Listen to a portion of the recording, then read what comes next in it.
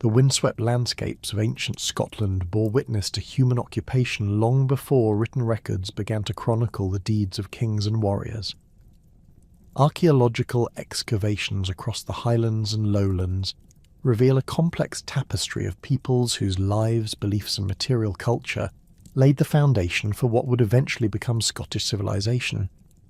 Among these early inhabitants, the Picts emerge as perhaps the most enigmatic, leaving behind a legacy carved in stone that continues to puzzle scholars today. The Pictish symbol stones scattered throughout Scotland represent one of Europe's most distinctive archaeological phenomena. These monuments, concentrated heavily in Aberdeenshire, Angus and the Eastern Highlands, display an intricate system of symbols whose meanings remain largely undeciphered despite decades of scholarly investigation. The stones themselves fall into three broad categories: Class 1 stones bearing only symbols, Class 2 stones combining symbols with Christian crosses and figural scenes, and Class 3 stones featuring primarily Christian imagery with occasional Pictish elements. At Rhynie in Aberdeenshire, excavations have uncovered evidence of a major Pictish power centre dating to the 4th and 5th centuries AD, though the cultural traditions represented there stretch back much earlier. The site reveals sophisticated metalworking capabilities, including the production of high-status jewellery and weapons that demonstrate connections with both Roman and post-Roman European networks. The famous Rhynie man's stone, depicting a figure carrying an axe and wearing a distinctive headdress, stands as testament to the artistic sophistication and symbolic complexity of Pictish culture. The symbols themselves present a bewildering array of abstract designs and recognisable creatures. Double discs, zerods, crescents, serpents, boars, eagles and salmon appear repeatedly across different sites, suggesting a standardised symbolic vocabulary that functioned across tribal boundaries. Recent analysis of the Aberlemno stones has revealed that these symbols may represent personal names, territorial markers, or genealogical records, though no definitive interpretation has gained universal acceptance among scholars. Pictish settlements extended far beyond the symbol stones, encompassing sophisticated hill forts, underground storage chambers known as souterrains, and coastal strongholds that controlled maritime trade routes.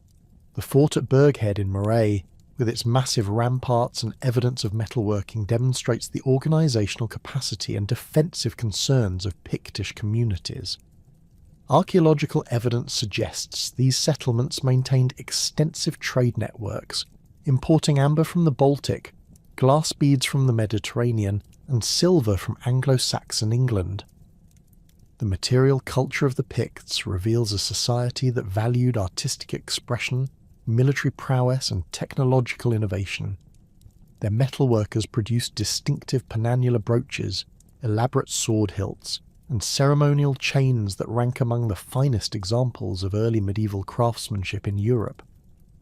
The St Ninian's Isle treasure, discovered in Shetland, includes silver bowls and hanging bowls that demonstrate the continuation of Pictish artistic traditions well into the 8th century. Concurrent with Pictish development in the north and east, Celtic-speaking peoples were establishing themselves across much of Scotland through a series of migrations and cultural transformations that fundamentally altered the demographic landscape. The Goidelic branch of Celtic languages, ancestral to modern Scottish Gaelic, arrived through complex population movements from Ireland and possibly from earlier continental European sources. These migrations were not simple invasions, but rather gradual processes of settlement, intermarriage, and cultural assimilation that unfolded over several centuries. Archaeological evidence for these Celtic migrations appears most clearly in the Iron Age hill fort complexes that dot the Scottish landscape. Sites like Eldon Hill North in the Borders demonstrate the scale of these settlements, with evidence for hundreds of roundhouses arranged within massive defensive earthworks. The inhabitants of these hill forts practiced mixed agriculture, combining cattle and sheep herding with cultivation of barley and other grains suited to Scotland's challenging climate.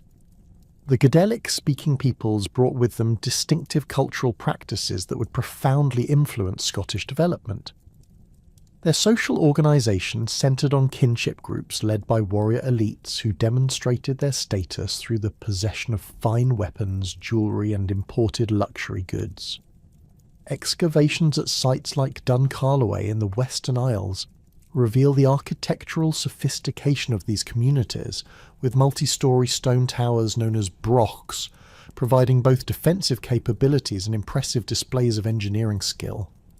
Iron Age Celtic settlements in Scotland were characterised by their adaptation to local environmental conditions. In the Highlands, communities built their roundhouses with thick stone walls and thatched roofs designed to withstand harsh winters and strong winds. The interiors featured central hearths surrounded by sleeping areas and storage spaces, with evidence suggesting that both humans and livestock sometimes shared these structures during the coldest months. The technological innovations brought by Celtic settlers transformed Scottish material culture. Ironworking techniques allowed for the production of more effective agricultural tools, weapons and household implements. Sites like the Culbin Sands have yielded evidence of sophisticated ironworking, including furnaces capable of reaching the high temperatures necessary for steel production. Celtic craftsmen also excelled in bronze work, producing elaborate torques, armlets, and decorative fittings that demonstrate both technical skill and artistic sensibility. Trade networks established by these Celtic communities extended across the Irish Sea and into continental Europe. Archaeological evidence from sites like Clickhymen in Shetland reveals the importation of Roman goods, including pottery, coins and metalwork, suggesting that even peripheral Scottish communities maintained connections with the wider European world. These trade relationships facilitated not only the exchange of goods, but also the transmission of ideas, technologies, and cultural practices. The religious practices of ancient Scotland's Celtic and pre-Celtic peoples centred on a complex relationship with the natural world that found expression in monumental architecture, ritual deposits, and sacred landscapes. Stone circles, of which Scotland possesses some of Europe's most impressive examples, served as focal points for ceremonies that likely involved astronomical observations, seasonal celebrations, and community gatherings that reinforce social bonds and cultural identity. The Ring of Brodgar in Orkney, originally comprising 60 standing stones arranged in a perfect circle, represents one of the most ambitious prehistoric monuments in Britain. Recent excavations around the site have revealed evidence of cremated human remains, suggesting that the circle served as a place of burial as well as ceremony. The precise astronomical alignments of many Scottish stone circles indicate sophisticated knowledge of celestial movements and their relationship to agricultural cycles. Burial practices provide crucial insights into the religious beliefs and social organisation of ancient Scottish peoples.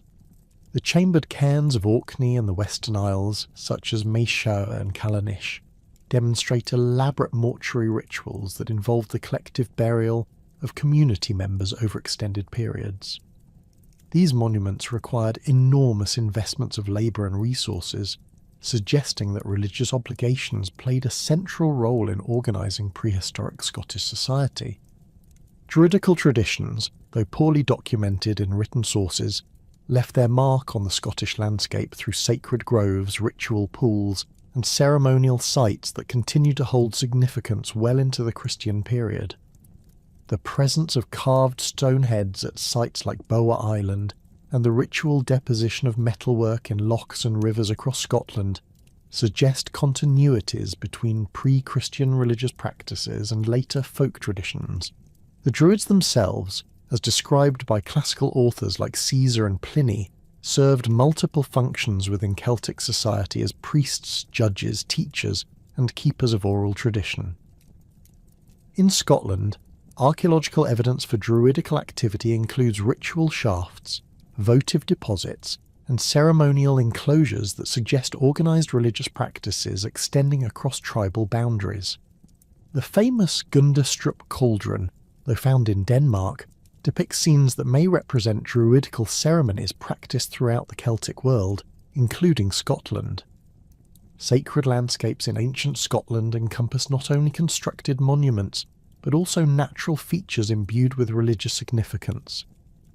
Mountains, lochs, rivers and springs served as focal points for ritual activity, with archaeological evidence suggesting that these sites remained important throughout successive cultural changes. The deposition of high-status metalwork in Scottish waters, including swords, spears and personal ornaments, reflects widespread Celtic practices of offering valuable goods to supernatural powers associated with aquatic environments. The integration of these various peoples and cultural traditions created a foundation for later Scottish development that remained influential throughout the historical period. Trade networks established during the Iron Age facilitated not only economic exchange, but also the transmission of artistic styles, technological innovations, and cultural practices that would characterise Scottish civilization for centuries to come. The metalworking traditions developed during this period, combining Celtic artistic sensibilities with practical Roman techniques, produced distinctive Scottish styles that influenced everything from jewellery design to architectural decoration. Continental European connections played a crucial role in shaping ancient Scottish culture through the importation of goods, ideas and technologies that enhanced local capabilities while maintaining distinctive regional characteristics. Archaeological evidence from sites across Scotland reveals the presence of Roman pottery, Germanic metalwork and Mediterranean luxury goods that arrived through complex trade networks spanning the known world.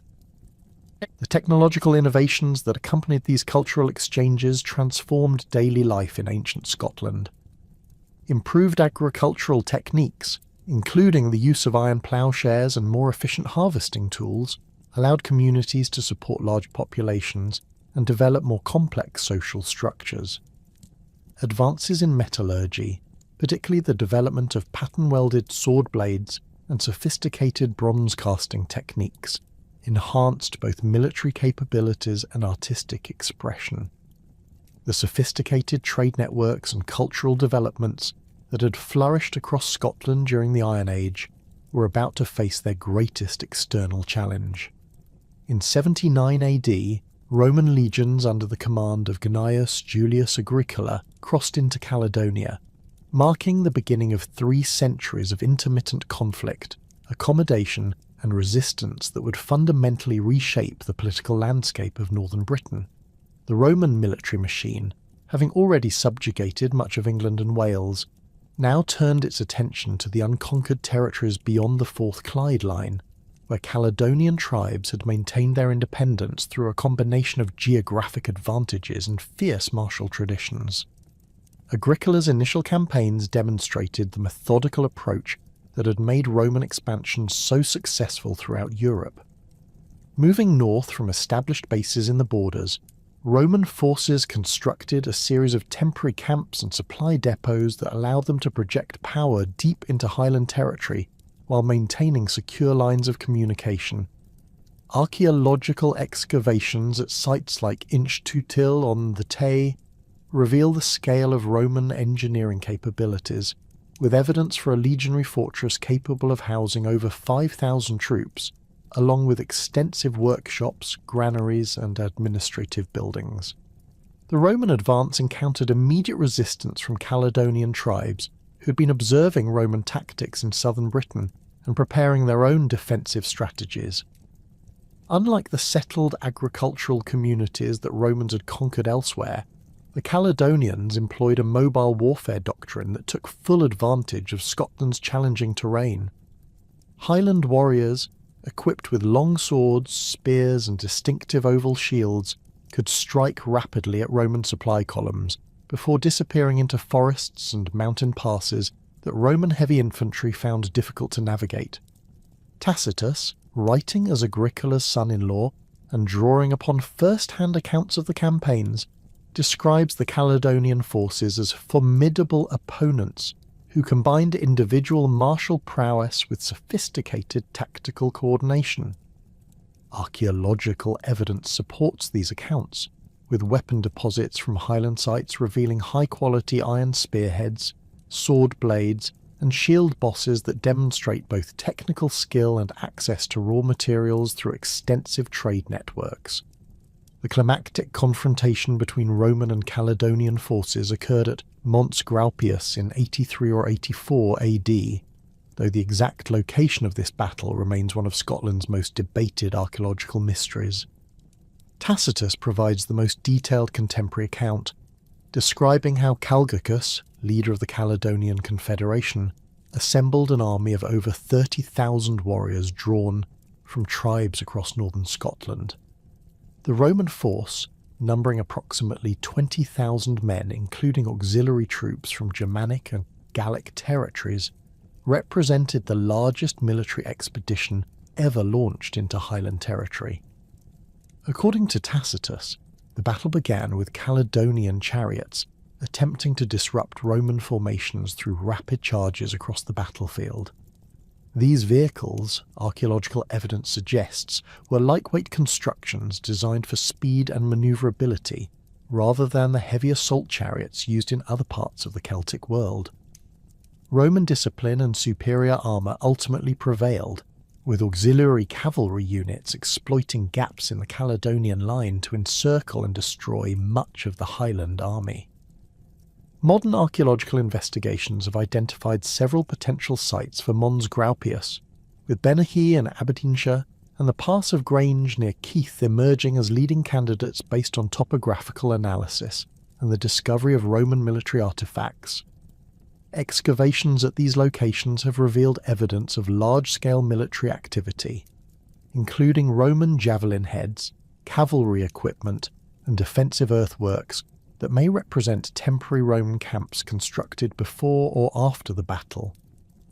The aftermath of Mons Graupius demonstrated the limitations of Roman military success in Highland terrain. Despite achieving a decisive tactical victory, Agricola found himself unable to maintain permanent control over the conquered territories due to logistical challenges and the continued resistance of surviving Caledonian forces. The Roman army withdrew to winter quarters in the south, allowing Highland tribes to reoccupy their traditional territories and begin planning renewed resistance efforts. Archaeological evidence from the immediate post-battle period reveals a complex pattern of Roman consolidation and Caledonian adaptation. Roman military sites like Ardoch and Stregeith show evidence of repeated occupation and abandonment, suggesting that Roman control remained tenuous even in areas where they had achieved initial success. Meanwhile, Highland settlements demonstrate increased fortification and the adoption of new defensive techniques that may have been learned through observation of Roman engineering methods. The Roman response to the challenges of controlling northern Scotland involved the construction of two major frontier barriers that would define the limits of imperial expansion for the next 3 centuries. Hadrian's Wall, begun in 122 AD under the Emperor Hadrian's direct supervision, represented a revolutionary approach to frontier defence that combined massive engineering works with sophisticated military doctrine designed to control population movement and trade between Roman and barbarian territories. The wall itself stretched 73 miles from Wallsend on the River Tyne to Bowness on Solway, incorporating 16 major forts, numerous smaller installations, and a complex system of gates and barriers that regulated passage between north and south. Archaeological investigations along the wall have revealed the enormous scale of this undertaking, requiring an estimated 15,000 workers labouring for 6 years to complete the initial construction phase. The eastern sections were built of dressed stone blocks weighing up to 2 tons each, while western portions utilised turf and timber construction techniques adapted to local conditions. The military garrison of Hadrian's Wall comprised approximately 9,000 troops drawn from auxiliary units recruited throughout the Roman Empire. These forces included Germanic cavalry specialists, Gallic infantry and archers from Syria and other eastern provinces, creating a cosmopolitan military community that left distinctive archaeological traces in the form of religious altars, personal equipment, and burial practices that blended Roman, Celtic, and foreign traditions. Despite its impressive scale and sophisticated design, Hadrian's Wall failed to provide effective long-term control over Scottish territories. Caledonian raids continued to penetrate Roman defences, while the cost of maintaining such an extensive frontier system placed enormous strains on imperial resources. Archaeological evidence from wall forts shows repeated episodes of destruction and reconstruction, indicating that frontier warfare remained a constant feature of Romano-British life throughout the 2nd and 3rd centuries AD. The construction of the Antonine Wall around 142 AD represented a renewed Roman attempt to extend imperial control into southern Scotland through a more aggressive frontier policy. Built between the Forth and Clyde estuaries, this new barrier advanced the Roman frontier approximately 100 miles north of Hadrian's Wall, while incorporating lessons learned from earlier frontier experiences. The Antonine Wall utilised a continuous rampart of turf and clay construction, reinforced with stone foundations and timber palisades, demonstrating Roman adaptability to local materials and conditions. Archaeological excavations along the Antonine Wall have revealed 19 major forts and numerous smaller installations that housed an estimated 7,000 troops. These garrisons included specialised units trained in frontier warfare, including scouts, cavalry, and engineers capable of rapid response to Caledonian incursions. The wall also incorporated an elaborate system of beacon fires and signal stations that allowed rapid communication across the entire frontier zone. The Antonine Wall's military effectiveness was compromised by the same fundamental challenges that had plagued Roman operations in Scotland since Agricola's campaigns. The wall's extended length and limited garrison made it vulnerable to concentrated attacks, while its position in lowland terrain provided Caledonian forces with numerous opportunities for infiltration through river valleys and coastal routes. Archaeological evidence suggests that Roman forces abandoned the Antonine Wall around 162 AD, retreating once again to the more defensible line of Hadrian's Wall. The period of Roman withdrawal from the Antonine Wall coincided with the emergence of larger and more sophisticated Caledonian tribal confederations, capable of coordinating military operations across extensive territories.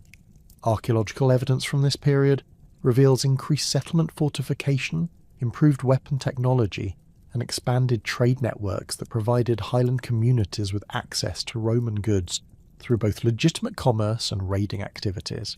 Calgacus, whose speech before Mons Graupius was recorded by Tacitus, represents the emergence of charismatic military leaders capable of uniting traditionally independent Highland tribes under unified command structures.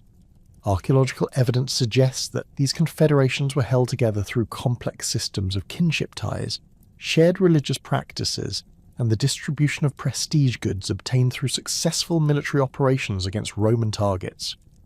The Caledonians developed increasingly sophisticated guerrilla warfare tactics that exploited their intimate knowledge of Highland terrain, while minimizing their exposure to Roman military advantages. Archaeological evidence from Highland sites reveals the construction of hidden supply caches, concealed weapon deposits, and fortified refuges that allowed Caledonian forces to sustain extended campaigns without relying on vulnerable fixed settlements. These resistance movements employed a variety of strategies designed to maximize Roman casualties while preserving Caledonian manpower for extended conflict. Night raids against Roman supply columns, ambushes in narrow mountain passes, and rapid strikes against isolated frontier installations became standard Caledonian tactics that forced Roman commanders to commit disproportionate resources to defensive operations. Archaeological investigations at sites like Traprain Law in East Lothian reveal evidence for the development of proto-urban settlements that served as political and economic centres for Caledonian confederations. These sites show evidence of specialized craft production, long-distance trade and administrative activities that suggest the emergence of increasingly complex political structures capable of supporting sustained military resistance. The material culture of Caledonian resistance communities demonstrates remarkable continuity with earlier Iron Age traditions, while incorporating selected Roman technologies and artistic influences. Weapon deposits from Highland sites reveal the continued production of traditional Celtic sword types, alongside the adoption of Roman military equipment captured in battle or obtained through trade. Similarly, pottery assemblages show the persistence of local ceramic traditions modified by occasional Roman influences. Roman withdrawal from Scotland beginning in the late 2nd century AD created a complex power vacuum that was filled by the emergence of new political entities that combined traditional Caledonian social structures with innovations developed during centuries of Roman contact. Archaeological evidence suggests that these post-Roman kingdoms maintained many of the military and administrative techniques learned through conflict with imperial forces while reasserting distinctively Scottish cultural practices. The process of Roman withdrawal was gradual and uneven, with some areas maintaining Roman influence through trade and diplomatic contact long after military forces had departed. Archaeological sites in the Borders region show continued Roman material culture influences well into the 4th century, suggesting that Romanization had taken deeper root in southern Scotland than in Highland areas that had experienced primarily military contact with imperial forces. Settlement patterns during the post-Roman period reveal significant changes in population distribution and site organisation that reflected both the opportunities and challenges created by Roman withdrawal. Many lowland communities moved from defended hilltop sites to more accessible river valley locations that facilitated trade and agricultural development, while highland settlements often maintained their traditional defensive positions but incorporated new architectural techniques learned through observation of Roman construction methods. The emergence of post-Roman kingdoms in Scotland was facilitated by the survival of indigenous elite networks that had maintained their authority throughout the period of Roman contact. Archaeological evidence from high-status sites reveals the continued importance of traditional status markers like fine metalwork, imported luxury goods, and elaborate burial practices, while also showing the adoption of new symbols of authority derived from Roman administrative and military traditions. The collapse of Roman authority in Britain during the early 5th century created unprecedented opportunities for the indigenous peoples of Scotland to establish their own political systems without imperial interference. Among these emerging powers, the Picts developed the most sophisticated and enduring kingdom, extending their influence from the Highlands to the Northern Isles, while maintaining distinctive cultural traditions that had evolved through centuries of resistance to Roman expansion. Archaeological evidence from major Pictish centres like Rhynie, Burghead and Dunad reveals a complex political structure that combined traditional Celtic kingship with innovative administrative practices adapted to the challenges of governing diverse territories across challenging terrain. Pictish political organisation centred on a network of regional kingdoms that acknowledged the authority of an over-king while maintaining considerable local autonomy. Excavations at Forteviot in Perthshire have uncovered evidence of a major royal centre featuring elaborate ceremonial structures, high-status burials, and workshops producing luxury goods that were distributed throughout Pictish territories as symbols of royal authority. The site's strategic location at the confluence of major river systems demonstrates the Pictish understanding of geography as a tool of political control, allowing royal forces to project power rapidly across extensive territories while maintaining secure lines of communication. The succession system employed by Pictish kings has generated considerable scholarly debate, with early interpretations suggesting a purely matrilineal system, gradually giving way to more nuanced understanding based on careful analysis of royal genealogies preserved in medieval chronicles. The Pictish Chronicle and other contemporary sources reveal a complex pattern of succession that incorporated both patrilineal and matrilineal elements, with royal candidates requiring descent from previous kings through either male or female lines, while also demonstrating military prowess and political support from regional nobles. Analysis of royal genealogies reveals that Pictish succession often favoured brothers over sons, suggesting a system designed to ensure mature and experienced leadership during periods of external threat.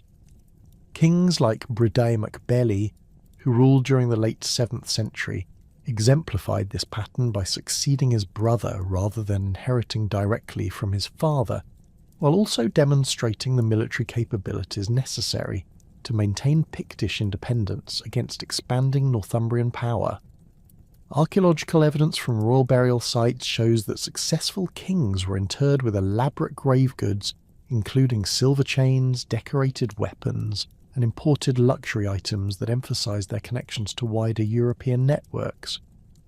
The royal centres that served as focal points for Pictish political authority combined defensive capabilities with ceremonial functions that reinforced the sacred aspects of kingship. Burghead, the largest Pictish fort in Scotland, enclosed an area of approximately 12 acres within massive ramparts that incorporated sophisticated engineering techniques, including timber-laced construction and carefully planned gateways. Excavations within the fort have revealed evidence of metalworking on an industrial scale, with workshops producing everything from everyday tools to elaborate ceremonial objects that were distributed throughout Pictish territories as symbols of royal patronage. The famous bull carvings discovered at Burghead represent some of the finest examples of Pictish artistic achievement, demonstrating the sophisticated symbolic vocabulary that reinforced royal authority throughout the kingdom. These relief sculptures, carved with remarkable skill and attention to anatomical detail, were originally painted in bright colours that would have created a dramatic visual impact on visitors approaching the royal centre. The bulls themselves may have represented dynastic symbols, territorial markers, or religious concepts that connected Pictish kingship to ancient traditions of sacred sovereignty. Pictish kings maintained their authority through a combination of military force, religious sanction, and economic control that required constant attention to the complex relationships between regional nobles, warrior bands, and ecclesiastical authorities.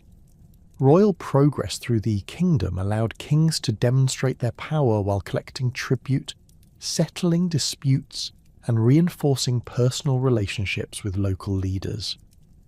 Archaeological evidence from temporary royal camps shows that these progresses involve substantial retinues, including warriors, craftsmen, and religious advisors who created impressive displays of royal magnificence,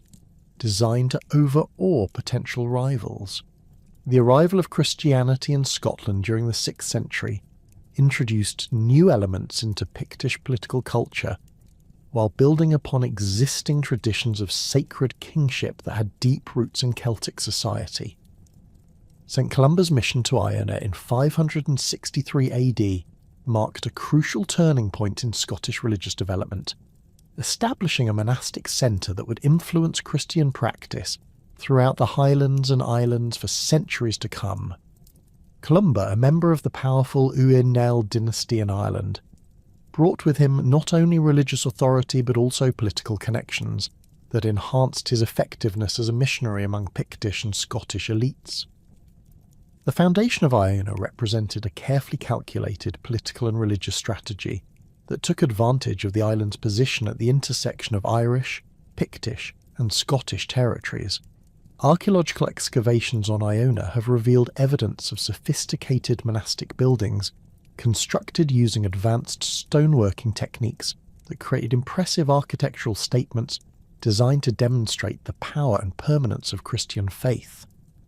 The monastery's scriptorium produced illuminated manuscripts of extraordinary beauty, including the Book of Kells,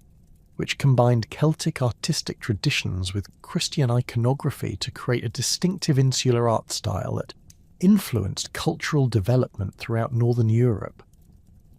Columba's missionary activities among the Picts involved complex negotiations with existing political and religious authorities who controlled access to local populations.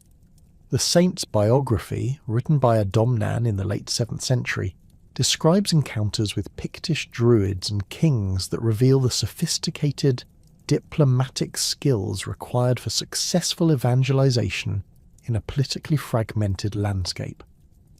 Archaeological evidence suggests that early Christian sites in Pictish territory were often established at locations with pre-existing religious significance, allowing missionaries to build upon traditional sacred associations while introducing new theological concepts. The spread of Christianity throughout the highlands and islands followed existing trade routes and political networks that connected scattered communities across challenging terrain. Monastic foundations at sites like Applecross, Lismore and Eage created a network of religious centres that provided not only spiritual guidance, but also practical services including education, medical care, and legal arbitration that enhanced their influence within local communities. These monasteries often controlled extensive lands granted by Pictish kings and nobles who sought to demonstrate their Christian devotion while securing prayers for their souls and the success of their political enterprises. Celtic Christianity, as practiced in Scotland, developed distinctive characteristics that reflected both Irish missionary influence and adaptation to local conditions and traditions. The monastic system emphasised personal devotion, scholarly learning and artistic expression, while maintaining flexible organisational structures that could accommodate the political realities of a fragmented landscape. Archaeological evidence from monastic sites reveals communities that combined religious observance with practical activities including agriculture, craft production, and long-distance trade that made them important economic centres within their regions. The artistic achievements of Celtic Christianity in Scotland reached their pinnacle in the production of illuminated manuscripts, metalwork and stone sculpture that combined traditional Celtic motifs with Christian symbolism to create works of extraordinary beauty and spiritual power. The Lindisfarne Gospels, though produced in Northumbria, exemplify the insular art style that flourished throughout Scotland during this period, featuring intricate interlace patterns, stylised animal forms, and elaborate initial letters that transformed written text into visual art of remarkable sophistication. Pictish responses to Christianity vary considerably across different regions and social groups, with some communities embracing the new faith enthusiastically, while others maintained traditional religious practices for several centuries. Archaeological evidence suggests that conversion was often a gradual process that involved the reinterpretation of existing symbols and practices, rather than their complete abandonment. The famous Pictish symbol stones demonstrate this process clearly, with later examples incorporating Christian crosses alongside traditional symbols in ways that suggest theological synthesis rather than replacement. The development of Pictish art during the Christian period represents one of the most remarkable cultural achievements in early medieval Europe, combining sophisticated technical skills with complex symbolic programs that conveyed both political and religious messages to contemporary audiences. The symbol stones scattered throughout eastern Scotland constitute a unique artistic tradition that has no parallel elsewhere in the Celtic world, suggesting that Pictish artists developed their distinctive style through local innovation, rather than simple adoption of external influences. Class 1 symbol stones, dating primarily to the 5th and 6th centuries, display purely Pictish symbols carved with remarkable consistency across different sites, indicating the existence of standardised artistic conventions that were understood throughout Pictish territories. These symbols include geometric forms like double discs and Z-rods, alongside naturalistic representations of animals including bulls, boars, eagles and salmon that may have represented personal names, territorial claims, or genealogical relationships within Pictish society. The transition to Class 2 stones during the 7th and 8th centuries reflects the growing influence of Christianity, while demonstrating the continued vitality of traditional Pictish artistic traditions. These monuments combine Pictish symbols with Christian crosses and biblical scenes in compositions that suggest theological dialogue rather than simple conversion. The Abelemno stones exemplify this synthesis, featuring traditional Pictish symbols alongside elaborate cross designs and narrative scenes that may depict contemporary battles or biblical events. Pictish metalwork has achieved remarkable technical and artistic standards in the production of jewellery, weapons and ceremonial objects that rank among the finest examples of early medieval craftsmanship in Europe.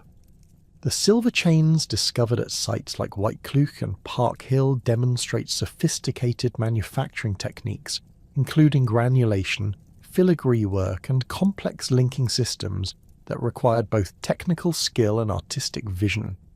These chains, some weighing over 4 pounds, served as symbols of high status and were probably worn by kings and other nobles during ceremonial occasions.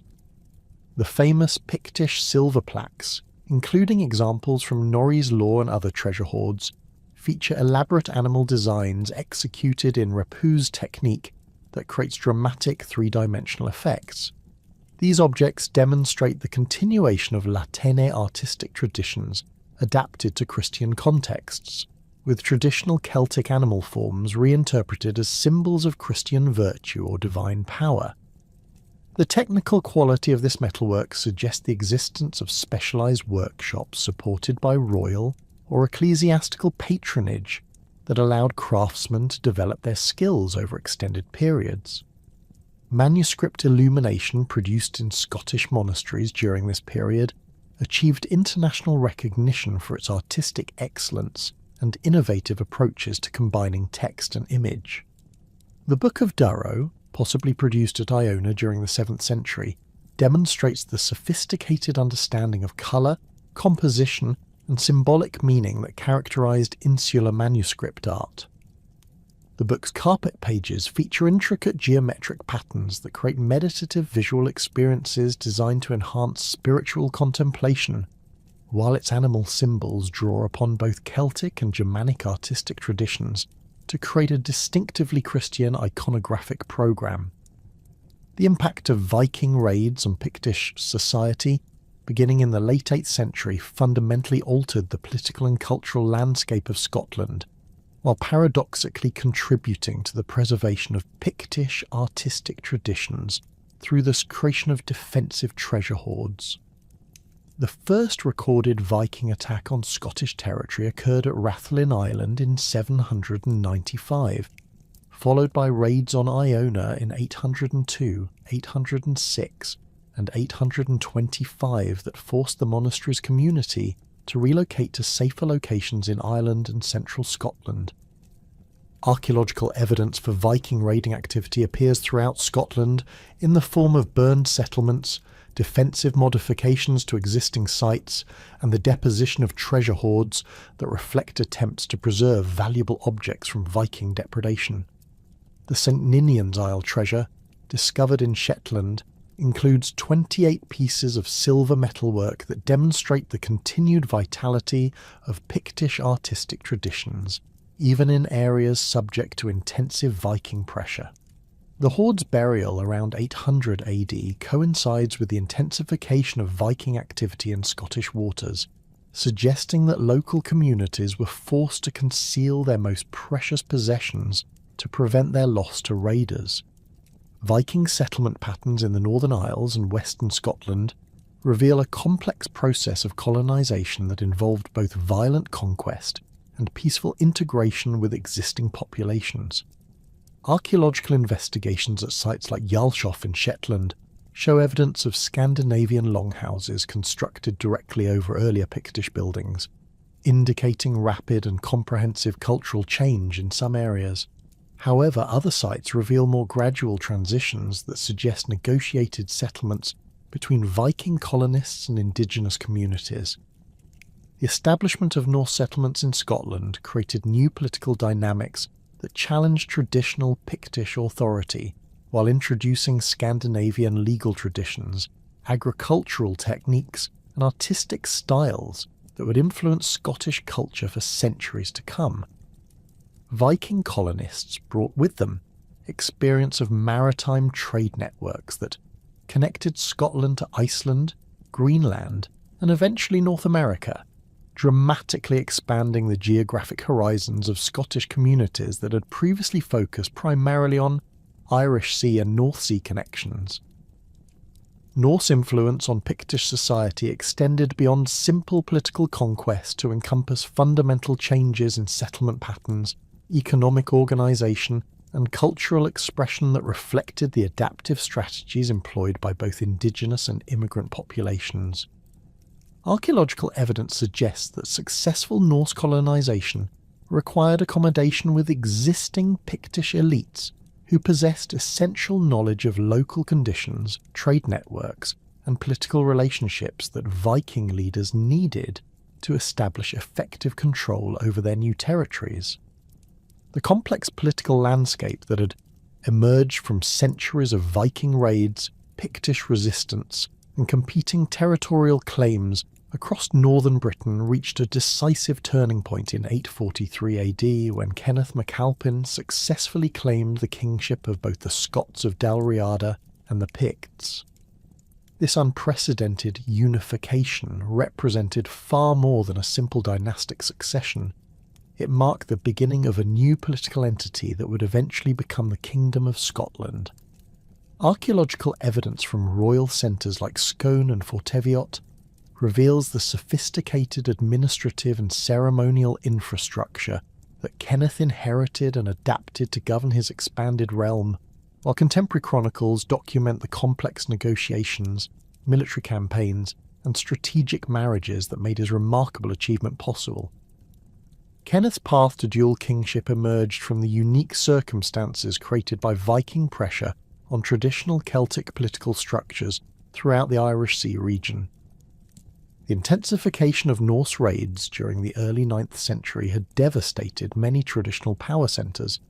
killing kings and disrupting succession patterns that had maintained political stability for generations. The Pictish king lists preserved in later medieval sources suggest that several Pictish rulers died in battle against Viking forces during the decades preceding Kenneth's rise, creating succession disputes that provided opportunities for ambitious claimants with strong military support and strategic vision. The mechanics of Kenneth's succession to the Pictish throne remain partially obscured by the limitations of contemporary sources, but careful analysis of royal genealogies and archaeological evidence suggests a carefully orchestrated campaign that combined legitimate dynastic claims with military force and political alliance building. Kenneth's mother appears to have been a member of the Pictish royal family, providing him with the matrilineal connections that Pictish succession customs required, while his position as King of Dalriada gave him access to Scottish military resources and Irish sea trade networks that enhanced his political capabilities. Archaeological investigations at Dunad, the traditional inauguration site of Dalriadic kings, reveal extensive modifications during the early 9th century that may reflect Kenneth's efforts to consolidate his Scottish kingship before launching his bid for Pictish supremacy. The site's famous footprint carved in stone, where Scottish kings traditionally stood during inauguration ceremonies, shows evidence of repeated use during this period, suggesting that Kenneth may have undergone multiple ceremonial confirmations of his authority as he expanded his territorial control and political influence. The military campaigns that secured Kenneth's position involved systematic conquest of Pictish strongholds throughout eastern Scotland, with archaeological evidence suggesting that many traditional centres of Pictish power were either destroyed or substantially modified during this period. Excavations at Burghead reveal evidence of deliberate destruction around the mid-9th century, with the massive ramparts that had protected this royal centre for centuries showing signs of systematic dismantling that may reflect Kenneth's efforts to eliminate potential focal points for Pictish resistance to his rule. Kenneth's establishment of his new capital at Scone represented a masterstroke of political symbolism that demonstrated his understanding of the ceremonial requirements necessary to legitimise his unprecedented dual kingship. The site's location at the confluence of the River Tay and smaller tributaries provided excellent communications with both highland and lowland territories, while its ancient associations with Pictish royal ceremonies gave Kenneth's reign the traditional sanction that Celtic political culture demanded. Archaeological evidence from Scone reveals extensive construction activity during the mid-9th century, including the erection of ceremonial buildings and the modification of existing structures to accommodate the elaborate rituals associated with Scottish kingship. The Stone of Destiny, around which Kenneth's inauguration ceremonies centred, embodied the sacred aspects of Scottish kingship while serving as a tangible link to ancient traditions of royal authority that stretched back into the prehistoric past. This remarkable sandstone block, measuring approximately 26 inches long and 16 inches wide, bears carved symbols that may represent territorial boundaries, dynastic claims, or religious concepts that connected Scottish kings to supernatural sources of power. The stone's origins remain mysterious,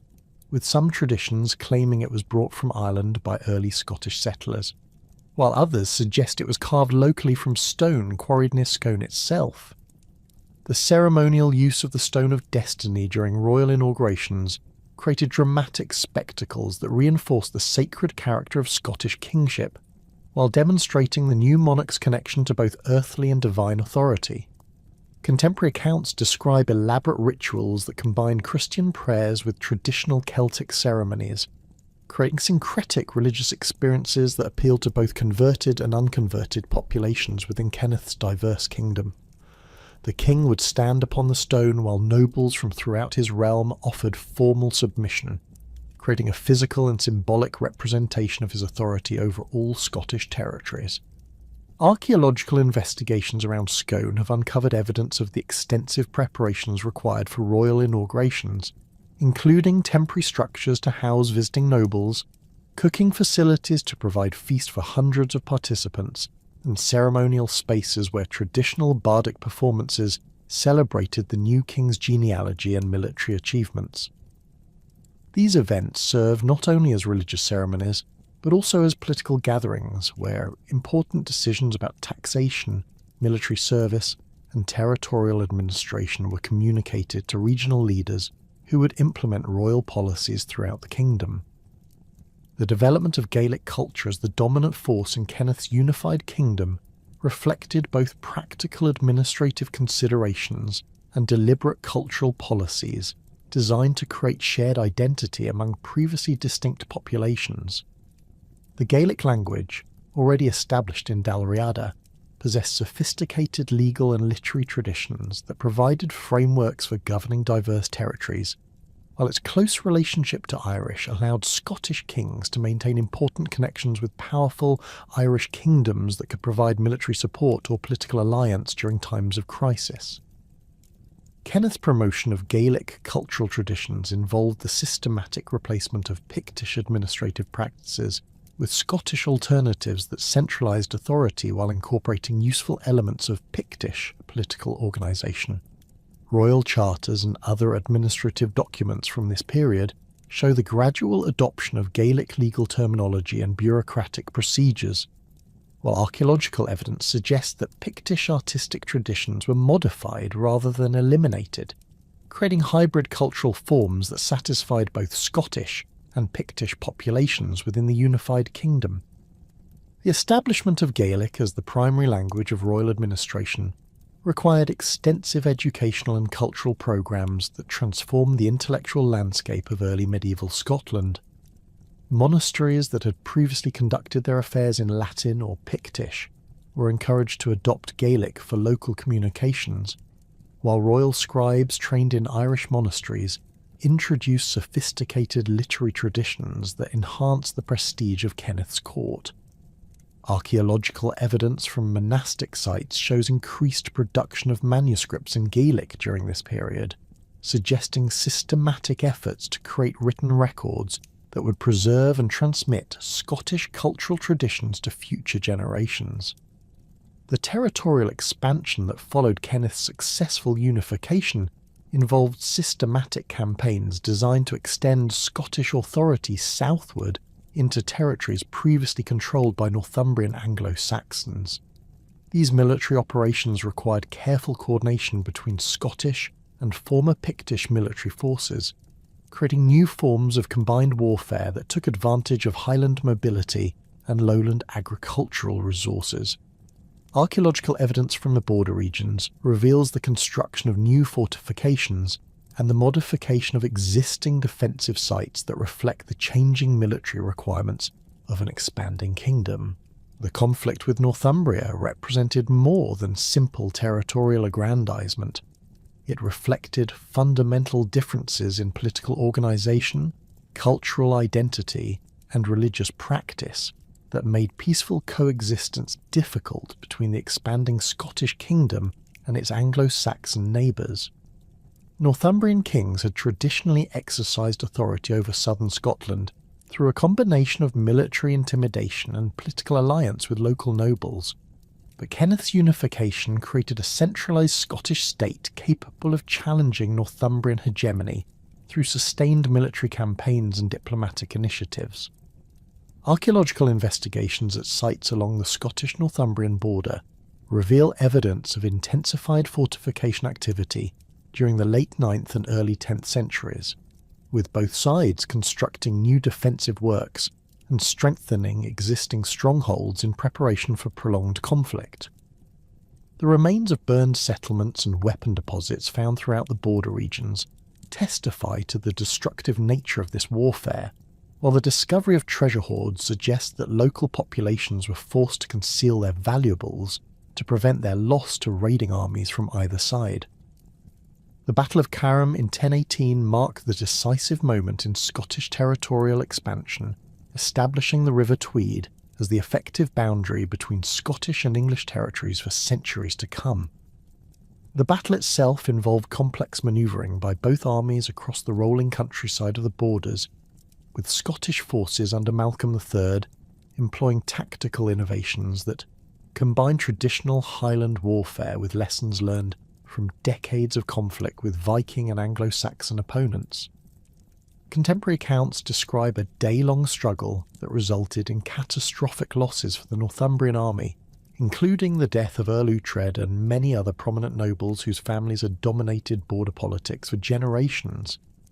Archaeological evidence from the Carham battlefield area reveals scattered finds of weapons and military equipment that confirm the scale and intensity of the fighting described in medieval chronicles.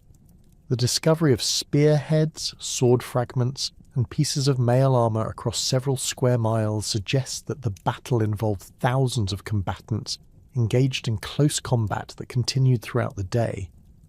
Analysis of these artefacts reveals the sophisticated metallurgy employed by both armies, with pattern-welded sword blades and carefully crafted spear points demonstrating the high quality of early medieval military equipment.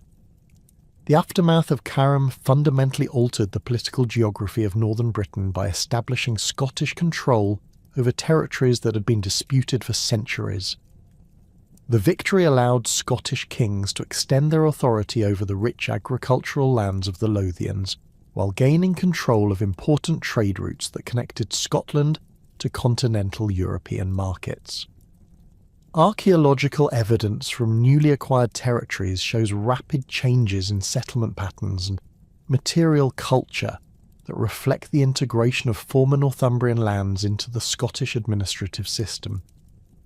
The consolidation of Scottish territorial gains required sophisticated administrative innovations that could accommodate the diverse populations and legal traditions found within the expanded kingdom.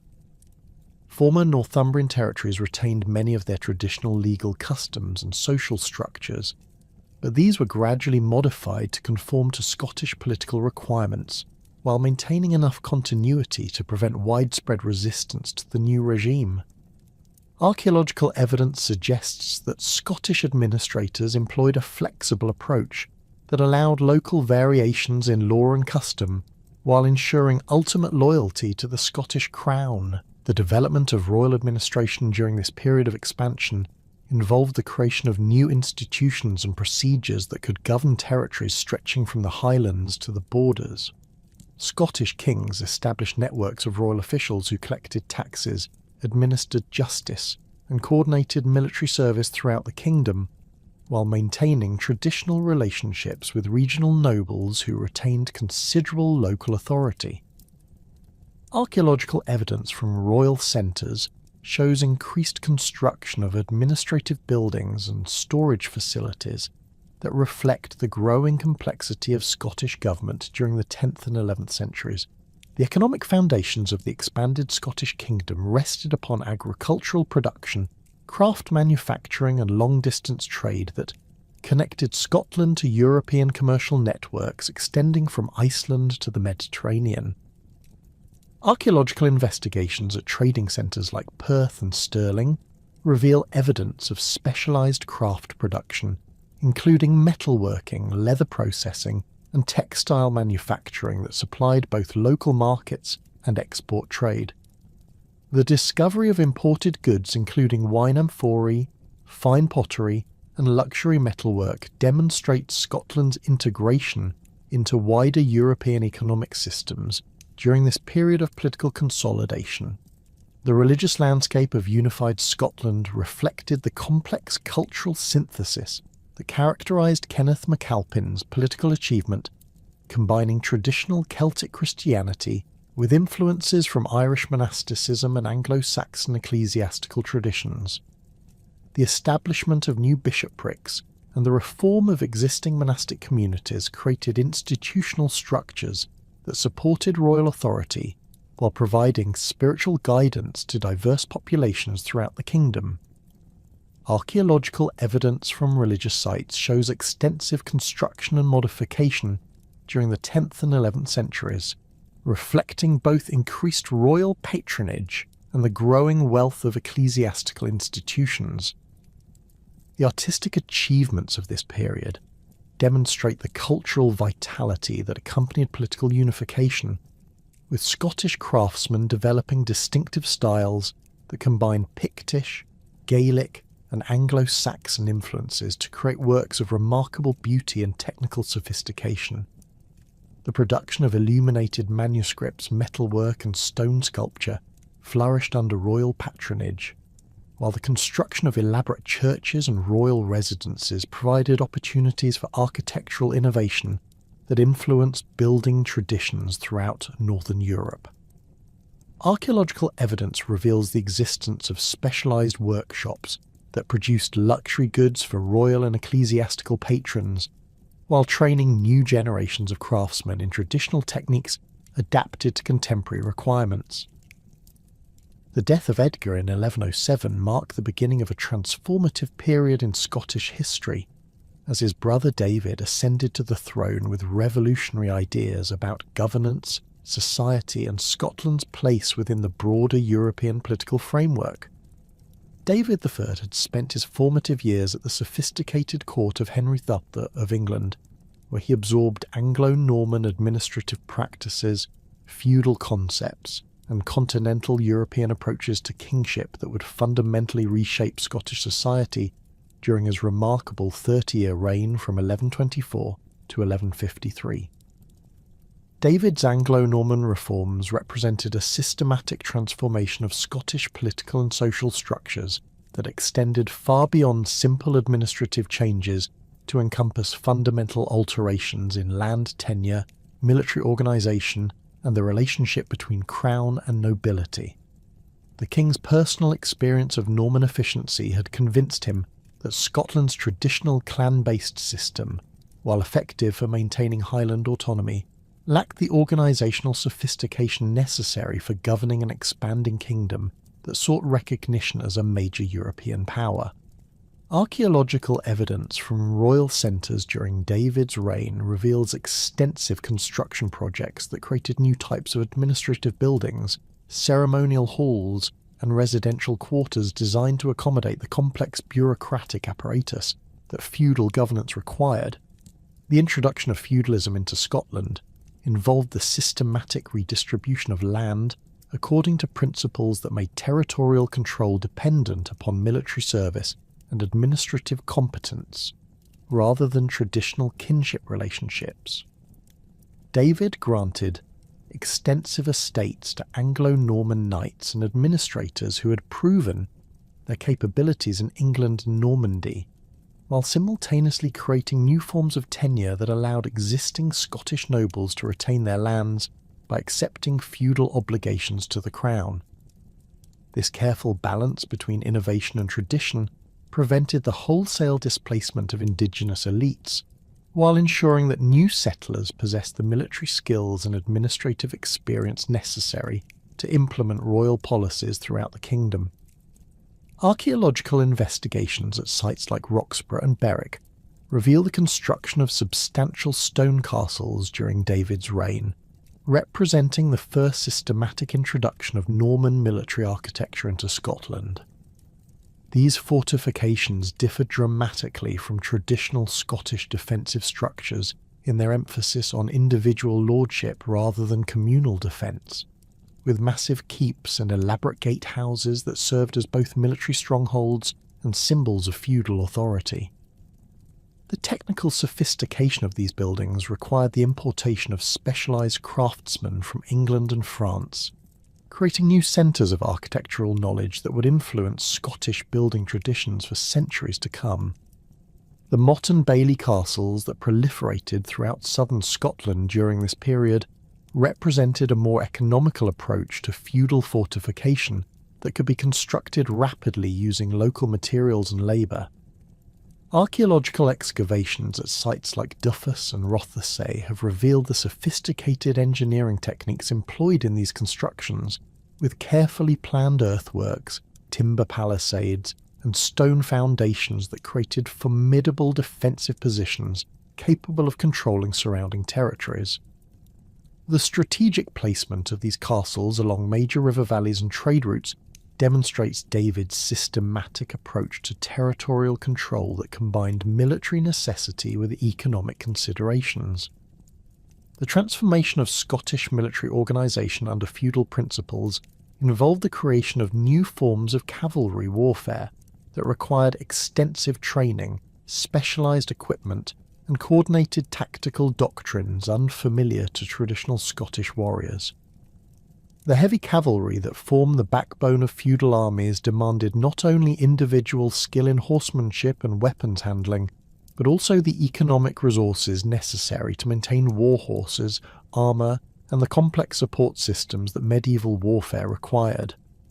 Archaeological evidence from castle sites reveals the construction of elaborate stables, armouries and workshops that supported these new military requirements, while training Scottish nobles in continental European fighting techniques.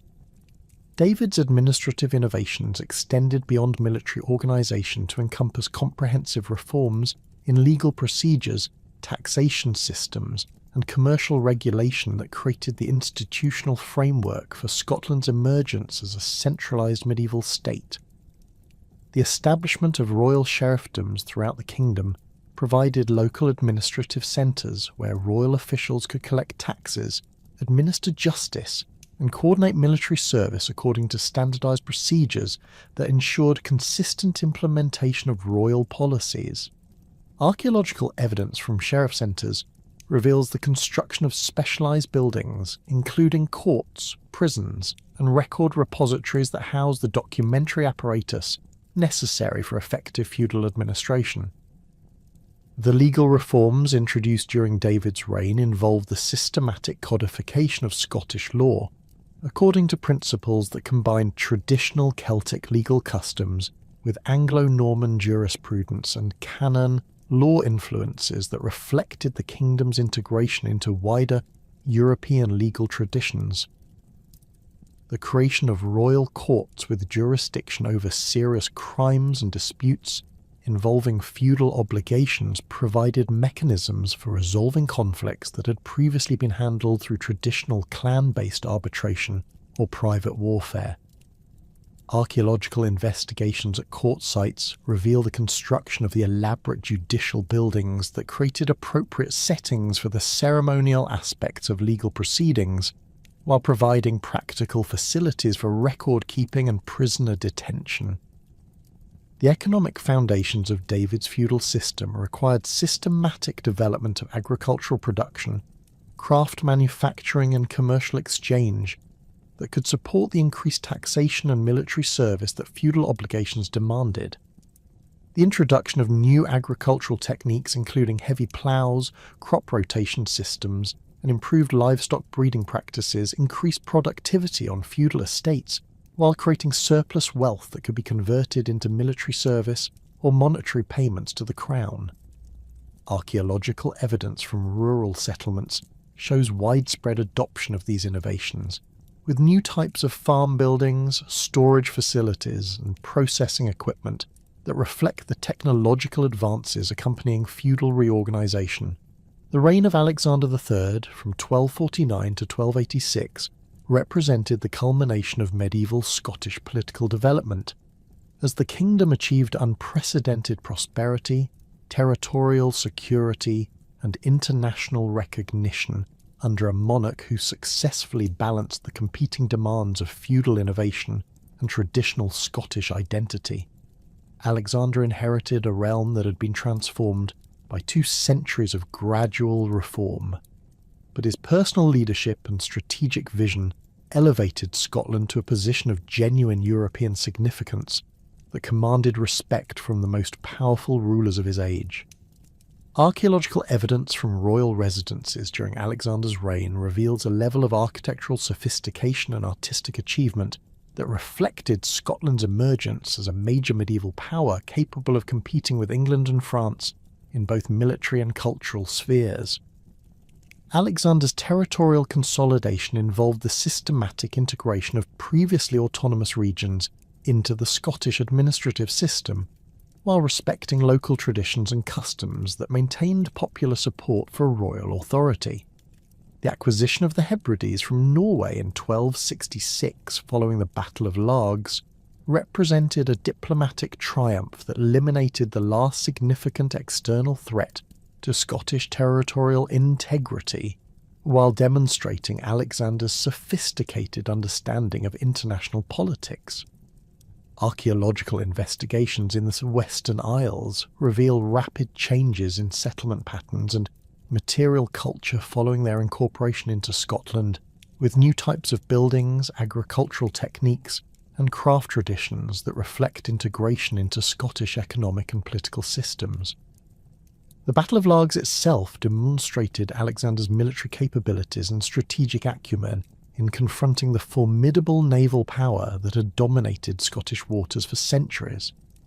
King Haakon IV of Norway assembled one of the largest Viking fleets in history for his 1263 invasion of Scotland, with contemporary sources describing over 100 ships carrying thousands of warriors equipped with the finest weapons and armour that Scandinavian craftsmen could produce. The Scottish response combined traditional Highland mobility with feudal heavy cavalry and innovative tactical doctrines that exploited the Vikings' unfamiliarity with coordinated land warfare involving multiple types of military units. Archaeological evidence from the Largs battlefield area reveals scattered finds of weapons and military equipment that confirm the intensity of the fighting described in medieval chronicles. The discovery of Norwegian spearheads, Scottish sword fragments, and pieces of mail armour across the coastal area suggests that the battle involved complex manoeuvring between land and sea forces that continued over several days. Analysis of these artefacts demonstrates the high quality of military equipment employed by both armies, with pattern-welded blades and sophisticated armour construction that reflected the technological sophistication of 13th century warfare.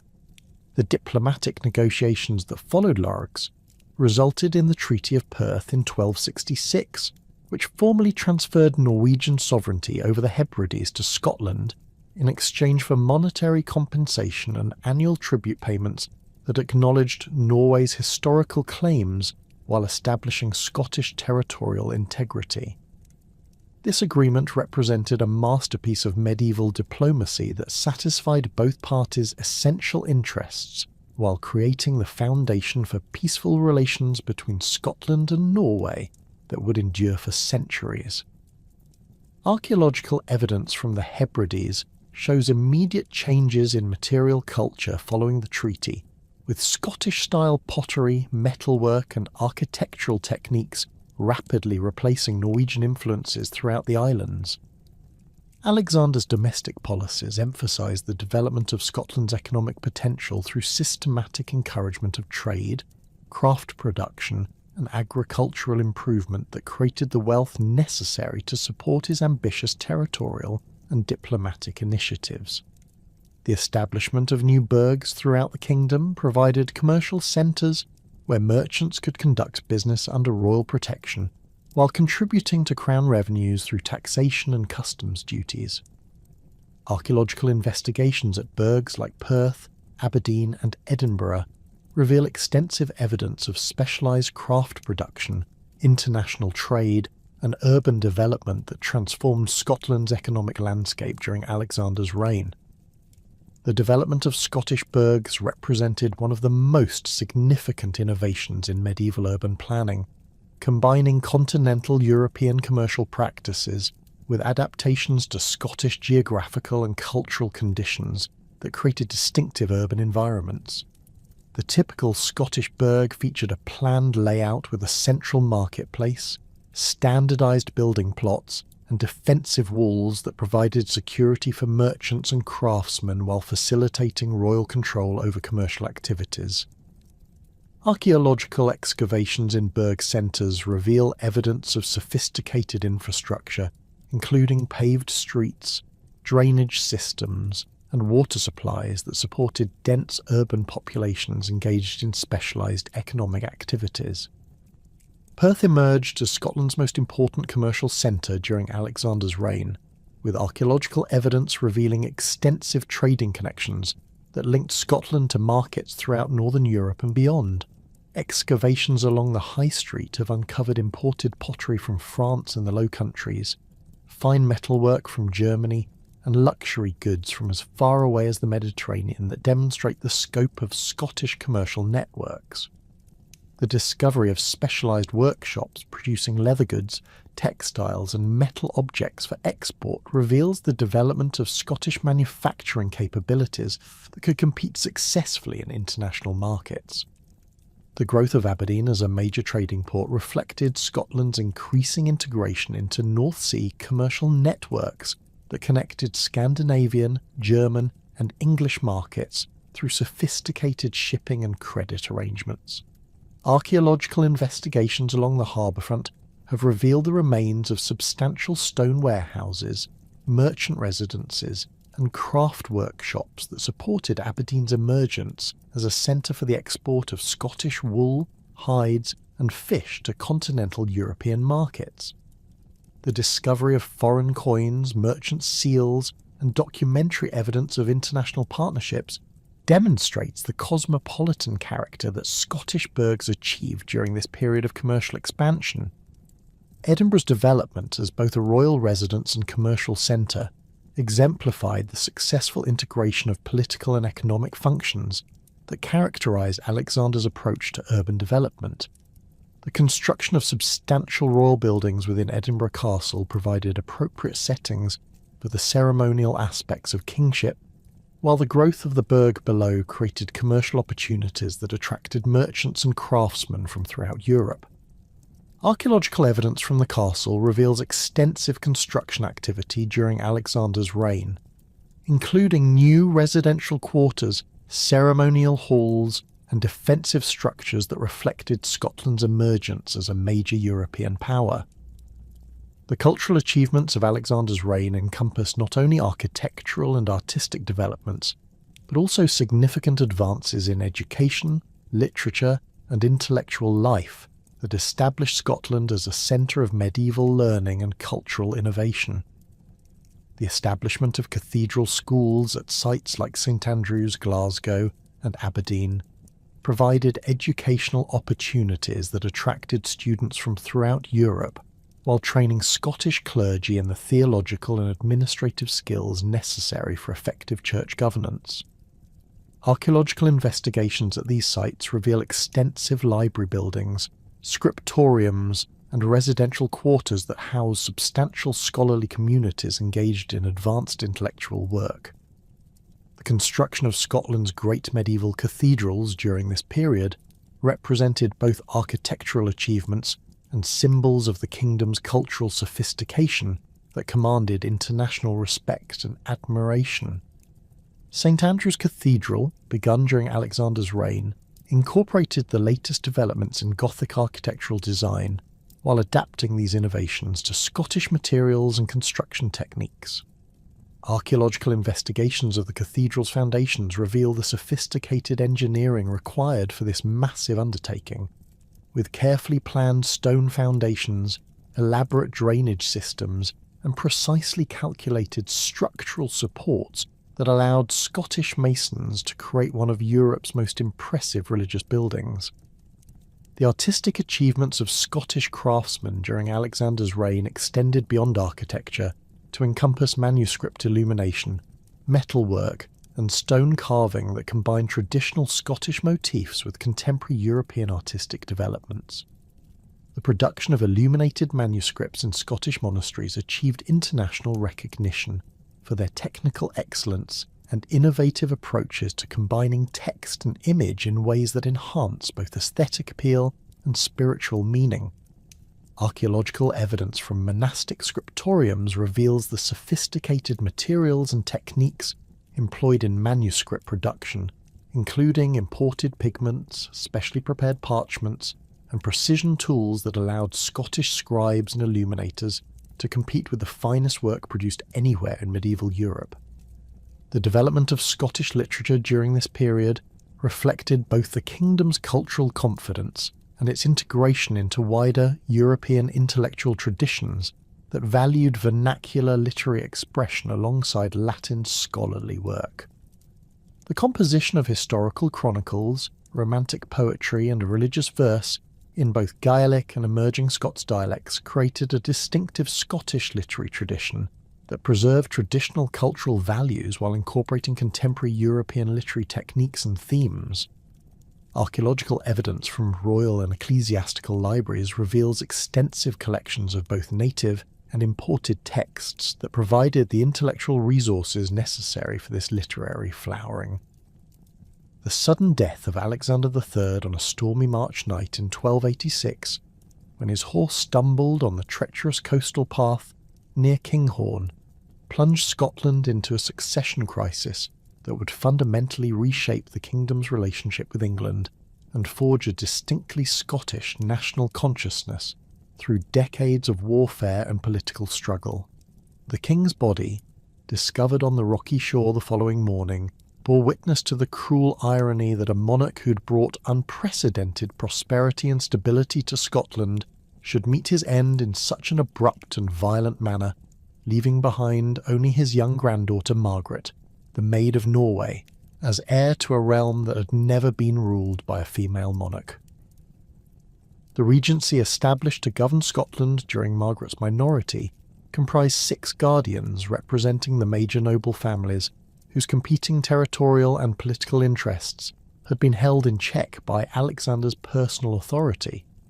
Archaeological evidence from royal centres during this period reveals a marked decline in construction activity and administrative record-keeping that reflects the political uncertainty created by the absence of effective central leadership. The Guardians struggled to maintain royal authority while pursuing their own dynastic ambitions, creating opportunities for ambitious nobles to expand their territorial control and challenge traditional feudal obligations that had bound the kingdom together under strong monarchical leadership. Margaret's death in Orkney during 1290, while travelling from Norway to claim her Scottish inheritance, eliminated the last direct heir of the royal house and opened the succession to multiple claimants whose genealogical arguments created a legal and political maze of unprecedented complexity. The principal contenders included John Balliol, whose claim rested on descent from the eldest daughter of Earl David of Huntingdon, and Robert Bruce the Elder, who argued for the superior rights of male inheritance through a younger daughter of the same earl. Archaeological investigations at the ancestral seats of these rival claimants reveal extensive fortification activities during the early 1290s, suggesting that both families were preparing for potential military conflict while pursuing their legal arguments through diplomatic channels.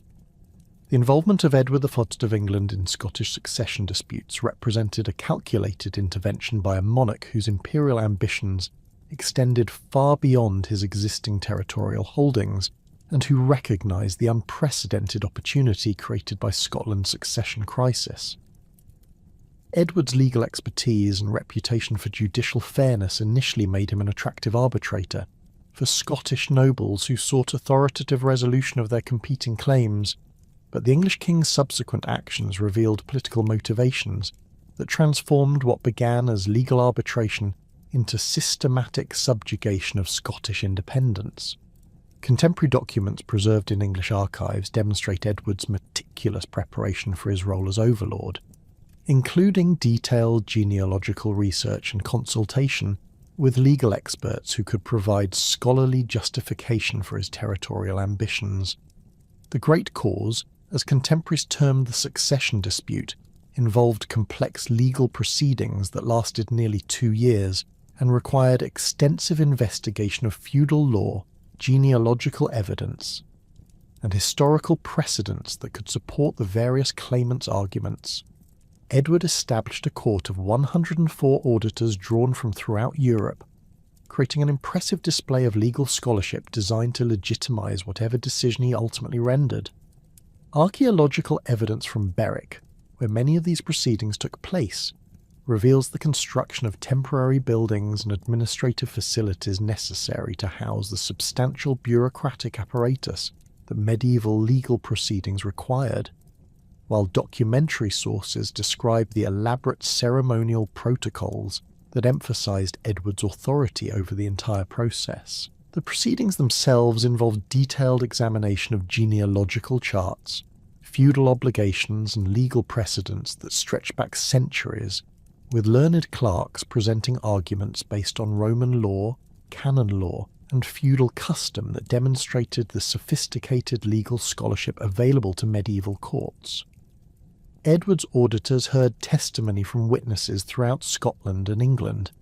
examined documentary evidence preserved in monastic archives, and consulted legal authorities from universities across Europe in their efforts to determine the rightful heir to the Scottish throne. The complexity of these proceedings reflected both the genuine difficulty of resolving competing genealogical claims and Edward's desire to create legal foundations for his subsequent political control over Scotland. John Balliol's selection as king in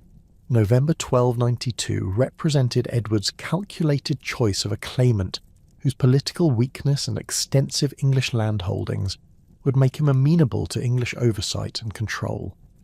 Balliol's coronation at Scone followed traditional Scottish ceremonial protocols, but the new king's subsequent homage to Edward at Newcastle demonstrated his subordinate status within the emerging English imperial system. Archaeological evidence from Balliol's brief reign reveals limited construction activity at royal centres and reduced production of royal charters,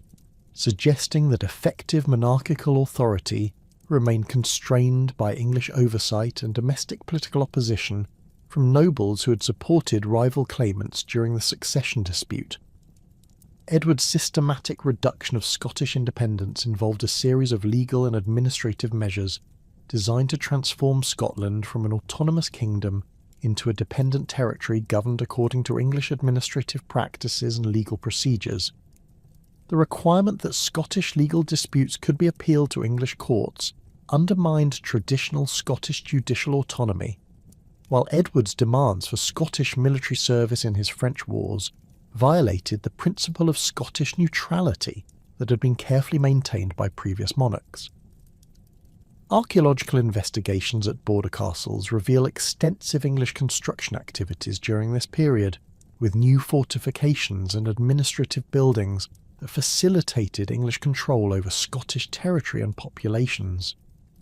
The humiliation of John Balliol reached its culmination in Edward's public stripping of royal insignia from the Scottish king in 1296, an act of ceremonial degradation that earned Balliol the derisive nickname Tomb Tabard or Empty Coat.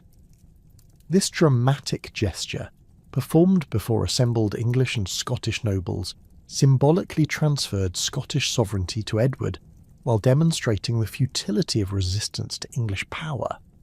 Contemporary accounts describe the profound shock that this unprecedented humiliation created among Scottish observers,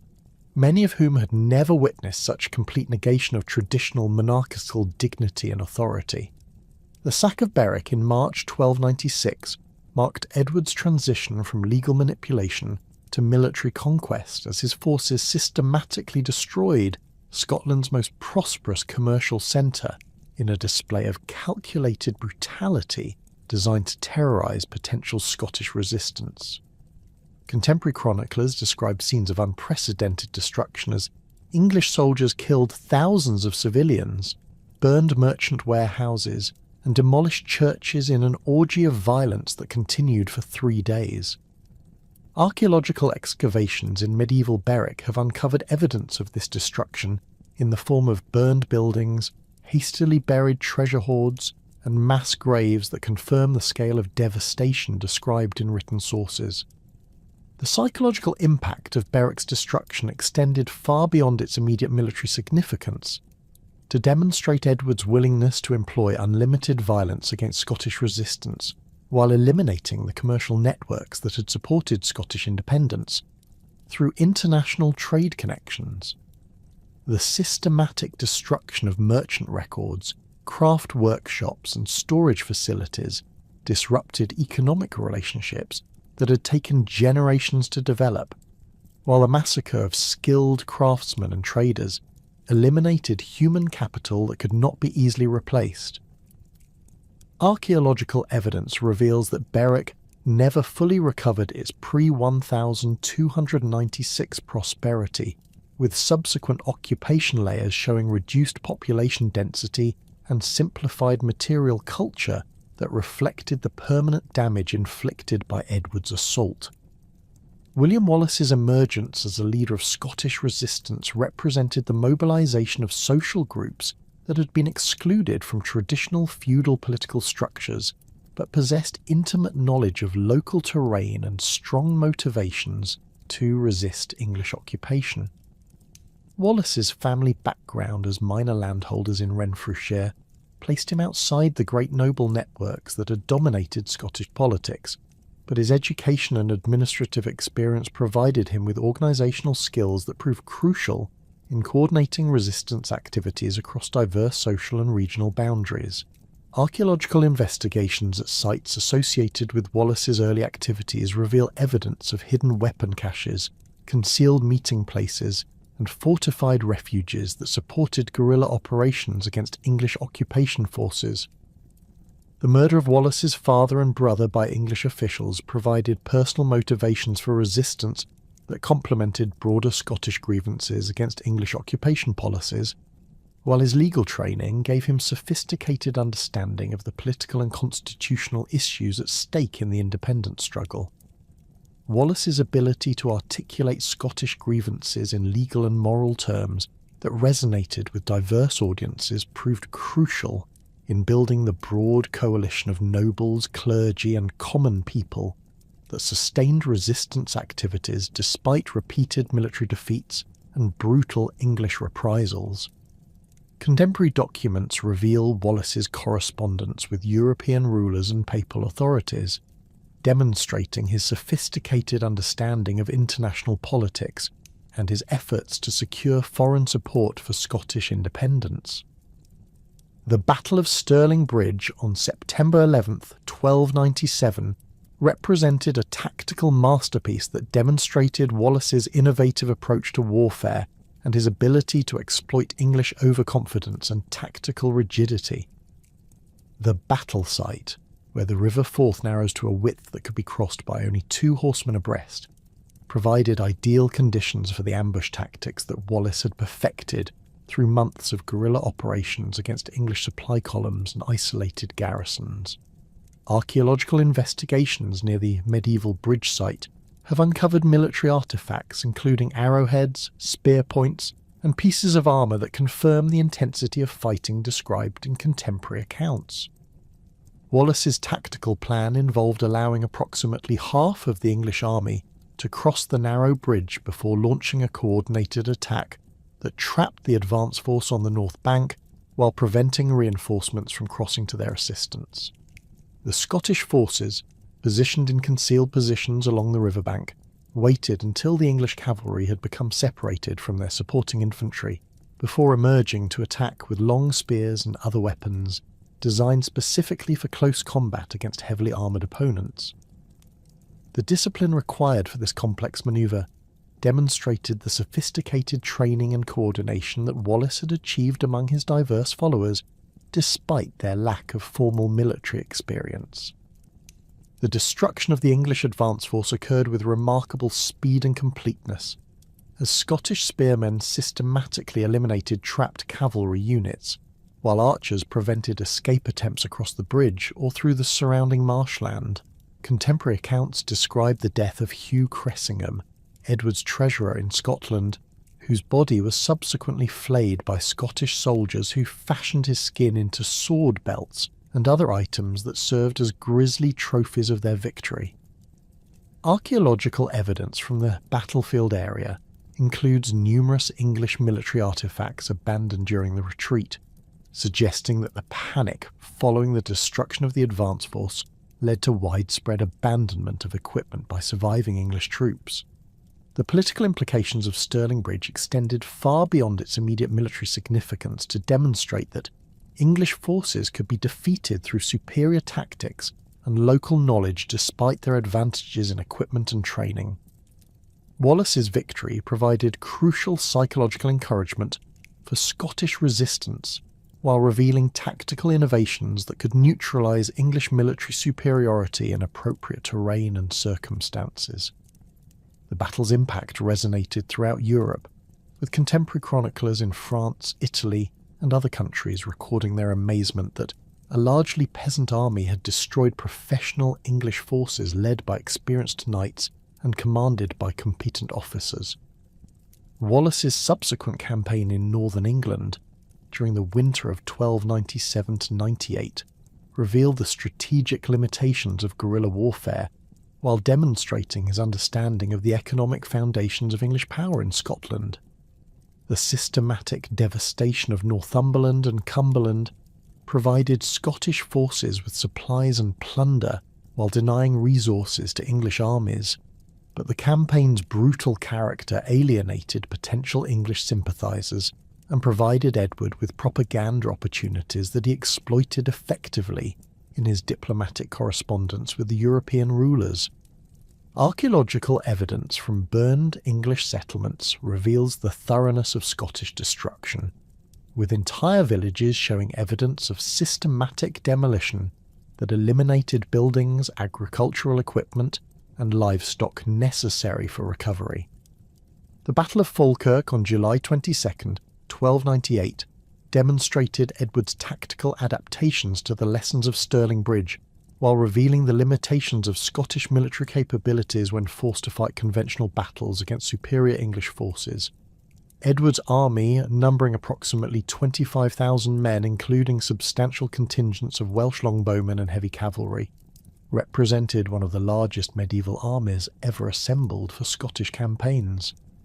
Wallace's forces, estimated at roughly 10,000 men, included significant numbers of Highland infantry, armed with long spears arranged in defensive formations known as schiltrons that had proven effective against cavalry charges in previous engagements. The tactical innovations employed at Falkirk reflected both commanders' sophisticated understanding of contemporary military technology and their efforts to exploit their respective advantages while minimising their weaknesses.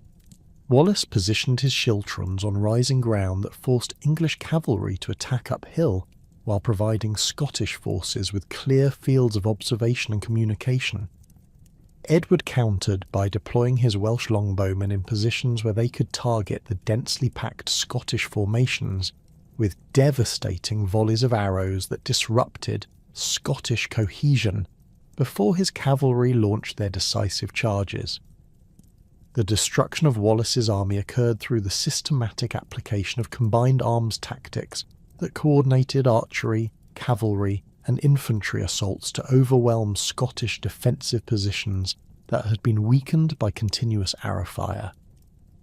Contemporary accounts describe the remarkable discipline maintained by Scottish spearmen, despite horrific casualties inflicted by English archers, with many schiltrons fighting to the death rather than breaking formation and exposing themselves to cavalry pursuit. Archaeological investigations in the Falkirk area have uncovered scattered military artefacts, including Scottish spear points, English arrowheads, and pieces of armour that confirm the intensity of combat described in medieval chronicles. Wallace's escape from Falkirk and his subsequent diplomatic missions to France and Rome demonstrated his continued commitment to Scottish independence, despite the military disasters that had destroyed his army and eliminated his territorial base. His negotiations with Philip IV of France and Pope Boniface VIII revealed sophisticated understanding of European politics and his recognition that Scottish independence required international support to counterbalance English military superiority. Contemporary documents from French and papal archives record Wallace's arguments for Scottish sovereignty based on historical precedent, legal principle, and moral authority that impressed European audiences, even when they proved insufficient to secure substantial military assistance. Robert Bruce's decision to claim the Scottish throne in 1306 represented a calculated political gamble that combined legitimate dynastic claims with realistic assessment of the military and diplomatic resources necessary for successful resistance to English occupation. Bruce's murder of John Comyn at Greyfriars Church in Dumfries eliminated his principal rival for Scottish leadership, while committing him irrevocably to armed resistance against Edward's forces. Archaeological investigations at Greyfriars have uncovered evidence of the violent confrontation, including bloodstains on medieval stonework and damage to church furnishings, that confirm contemporary accounts of the dramatic encounter that launched Bruce's bid for independence. Bruce's coronation at Scone in March 1306 followed traditional Scottish ceremonial protocols, despite the absence of the Stone of Destiny, which Edward had removed to Westminster as a symbol of English conquest. The ceremony, conducted by Bishop Robert Wishart of Glasgow, and attended by leading Scottish nobles despite English threats of excommunication and forfeiture, demonstrated the continued vitality of Scottish political traditions and the determination of independent supporters to maintain constitutional legitimacy for their cause. Archaeological evidence from Scone reveals hasty preparations for the coronation, with temporary structures and improvised ceremonial arrangements that reflected the dangerous circumstances surrounding Bruce's assumption of royal authority. The early years of Bruce's reign involved a series of military disasters and narrow escapes that nearly ended Scottish independence before it could be effectively established. As English forces and their Scottish allies systematically hunted the new king across the Highlands and Islands, Bruce's defeat at Methven in June 1306 scattered his supporters and forced him into exile, while the execution of his brothers and supporters demonstrated Edward's determination to eliminate Scottish resistance through systematic terror. Archaeological evidence from Bruce's refuge sites in the Western Isles reveals the primitive conditions under which the Scottish court survived during this period, with crude shelters and limited material possessions that contrasted dramatically with the elaborate royal residences of previous centuries. Bruce's gradual recovery of Scottish territory during 1307 to 1314 demonstrated innovative military tactics that combined traditional Highland warfare with strategic principles learned through careful study of English methods and weaknesses. The systematic capture of English-held castles through surprise attacks, siege warfare, and political negotiations eliminated the fortified bases that had supported English occupation, while providing Bruce with resources and territorial control necessary for conventional military operations. Archaeological investigations at sites like Loudon Hill and Glen Trool have uncovered evidence of Bruce's tactical innovations, including concealed positions, artificial obstacles, and coordinated ambush techniques that maximise Scottish advantages while minimising English strengths. The siege of Stirling Castle during 1313 to 1314 created the strategic situation that forced Edward II to launch the massive military expedition that culminated in the Battle of Bannockburn, as English determination to relieve their most important Scottish stronghold collided with Bruce's recognition that decisive victory required destruction of English field armies rather than mere territorial control. The complex negotiations surrounding the siege, including agreements about relief deadlines and combat conditions, reflected the sophisticated diplomatic protocols that governed medieval warfare, while creating the circumstances that made major battle inevitable. Archaeological evidence from Stirling reveals extensive English defensive preparations, including strengthened walls, expanded storage facilities, and improved communication systems that demonstrated the garrison's recognition of their vulnerable position. The Battle of Bannockburn on June 23, 1314, represented the culmination of Bruce's military innovations and the decisive test of Scottish independence against the largest English army ever assembled for Scottish campaigns. Edward II's forces, numbering perhaps 20,000 men including substantial contingents of heavy cavalry, infantry and archers, represented the military elite of England supported by the kingdom's full financial and logistical resources. Bruce's army, estimated at roughly 7,000 men, included experienced Highland infantry, Lowland spearmen, and a small cavalry force that reflected Scotland's limited resources, but benefited from years of combat experience and intimate knowledge of the chosen battlefield. Bruce's tactical preparations for Bannockburn involved careful selection of terrain that channeled English attacks into predetermined killing zones, while providing Scottish forces with secure flanks and clear retreat routes if the battle developed unfavourably. The boggy ground along the Bannockburn limited English cavalry mobility, while concealed pits and other obstacles disrupted enemy formations and created opportunities for Scottish counterattacks.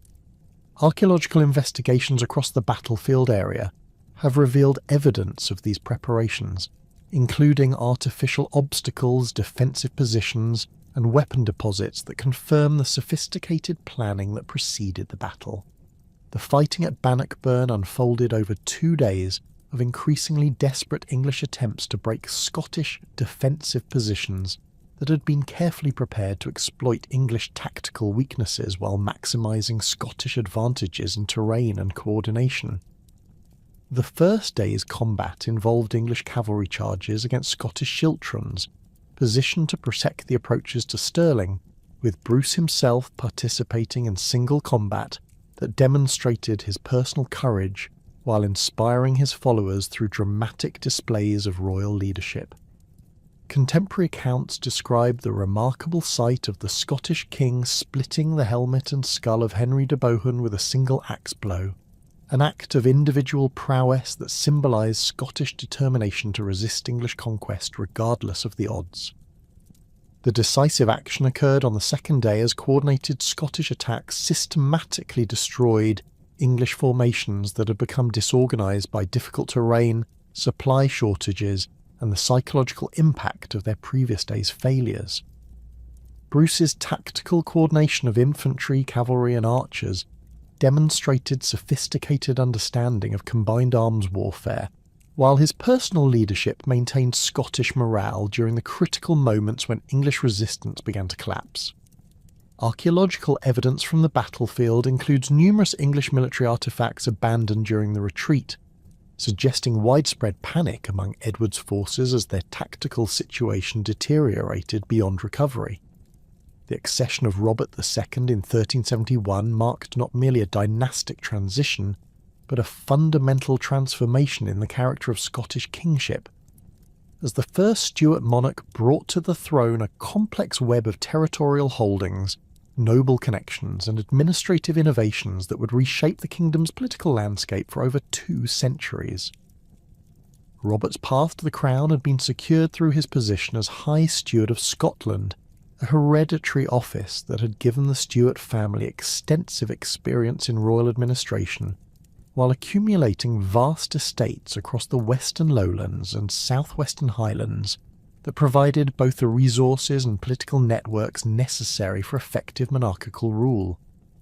Archaeological evidence from Stuart residences during Robert II's reign reveals extensive construction and renovation projects that reflected the new dynasty's determination to establish appropriate settings for royal ceremonial while adapting existing structures to accommodate the expanded administrative apparatus that medieval kingship required. Paisley Abbey, the traditional burial place of the Stuart family, underwent substantial modifications during this period, with new royal apartments, expanded scriptoriums, and elaborate tomb monuments that demonstrated the dynasty's commitment to both temporal power and spiritual authority. The Abbey's records, preserved in remarkable detail, document the systematic patronage that Robert extended to religious institutions throughout his realm, as part of a broader strategy to secure ecclesiastical support for Stuart legitimacy. Robert II's approach to governance reflected the practical experience gained through decades of territorial administration as High Steward, combining traditional Scottish political customs with innovations borrowed from contemporary European monarchies that had successfully centralised royal authority. The establishment of regional justiciarships throughout the kingdom created new mechanisms for royal control over local legal proceedings while maintaining the traditional role of hereditary sheriffs and other noble officials whose cooperation remained essential for effective government. Archaeological investigations at sites like Rothesay Castle and Dundonald Castle reveal the sophisticated residential and administrative facilities that supported this expanded system of royal governance, with purpose-built record repositories, council chambers, and ceremonial halls that facilitated the complex business of medieval statecraft. The territorial consolidation that characterised Robert II's reign involved systematic efforts to integrate previously autonomous regions into the Scottish administrative system, while respecting local customs and power structures that commanded popular loyalty. The Stuart family's extensive landholdings in the west provided crucial experience in managing diverse populations, including Highland clans, lowland agricultural communities, and island societies that maintained distinctive cultural traditions and economic practices. Contemporary documents reveal the careful balance that Robert maintained between royal authority and regional autonomy, granting extensive privileges to local leaders while ensuring ultimate loyalty to the Scottish crown through a combination of military pressure, economic incentives, and strategic marriages that bound regional elites to the Stuart dynasty.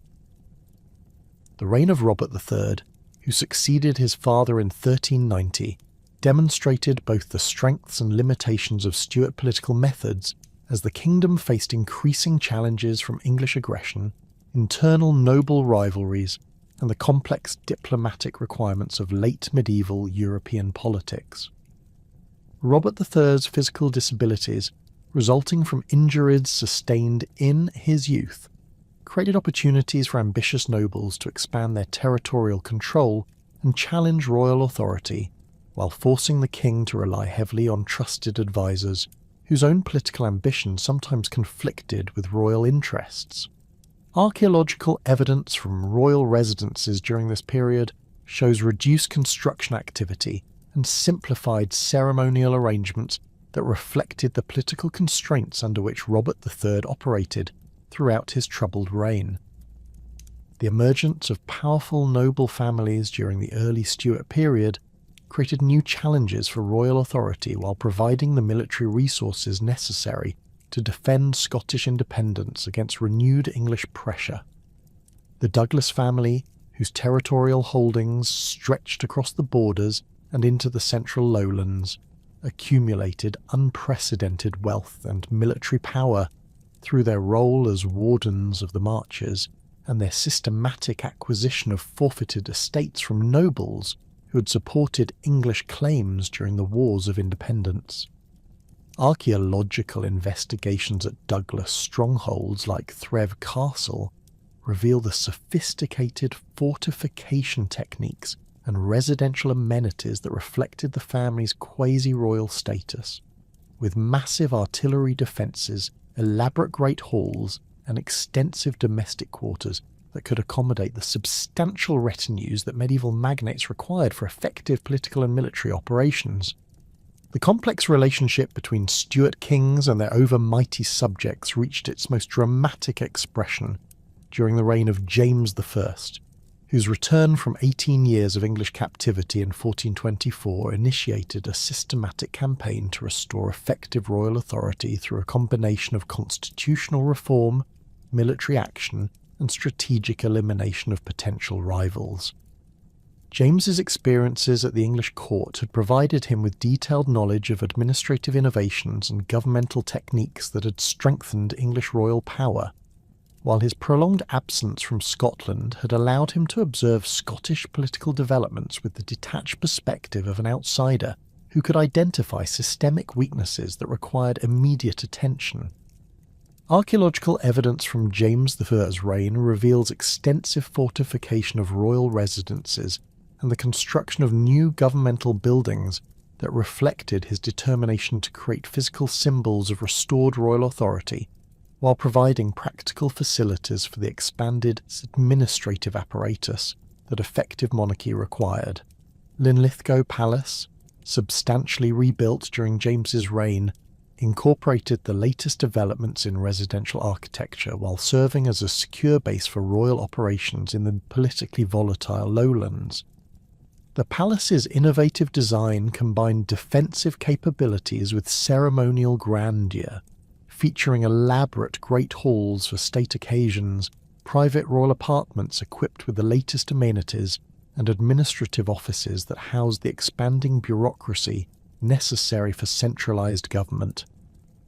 The systematic elimination of the Albany Stuarts and other potential rivals during the early years of James I's personal rule demonstrated the king's understanding that effective monarchy required the removal of alternative power centres that could challenge royal authority during periods of weakness or succession uncertainty.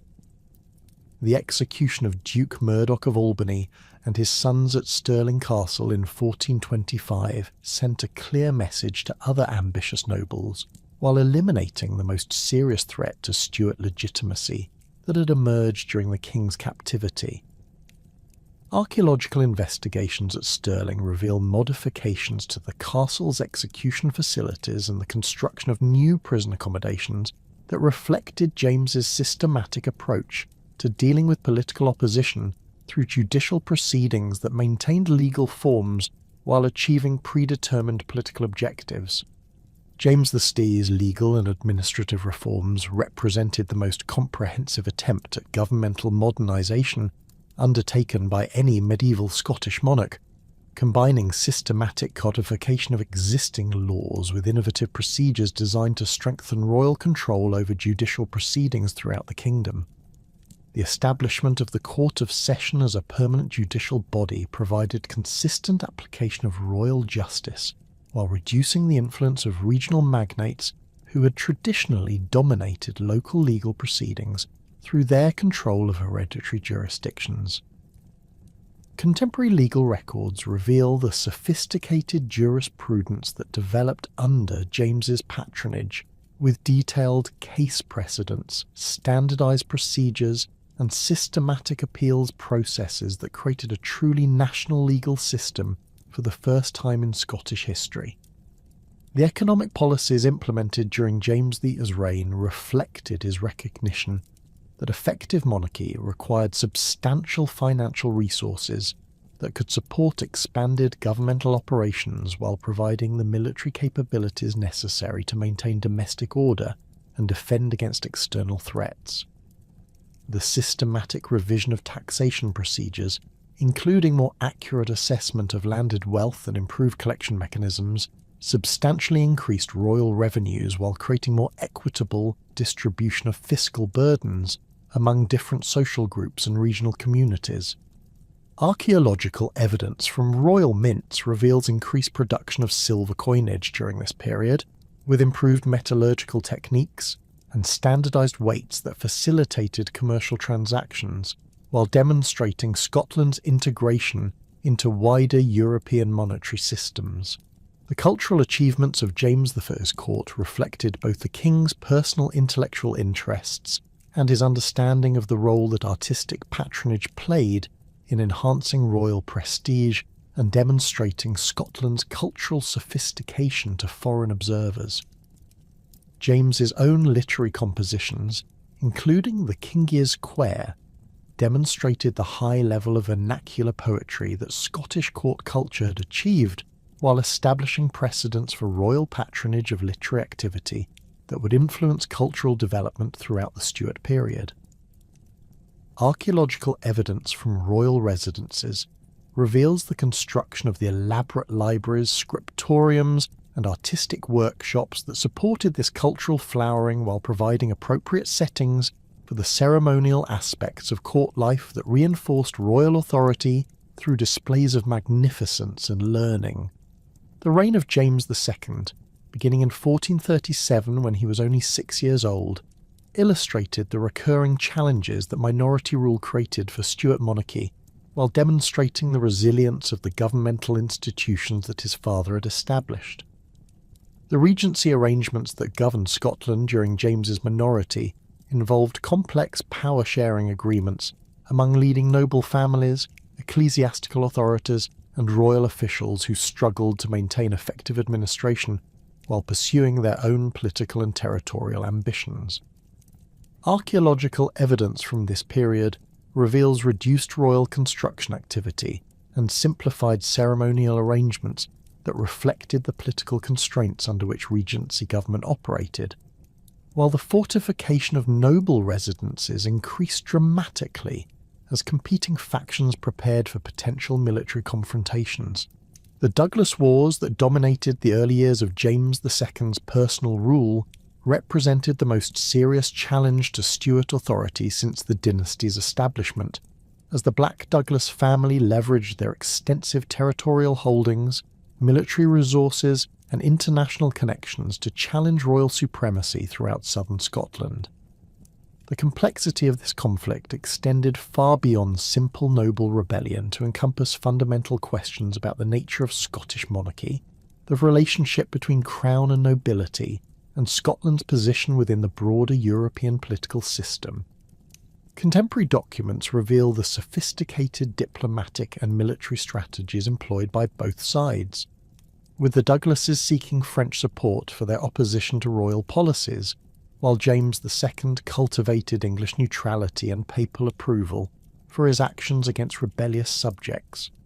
Archaeological investigations at Douglas strongholds reveal the extensive military preparations undertaken by both sides during this conflict, with systematic strengthening of fortifications, accumulation of artillery, and construction of new defensive works that reflected the increasingly sophisticated military technology available to late medieval commanders.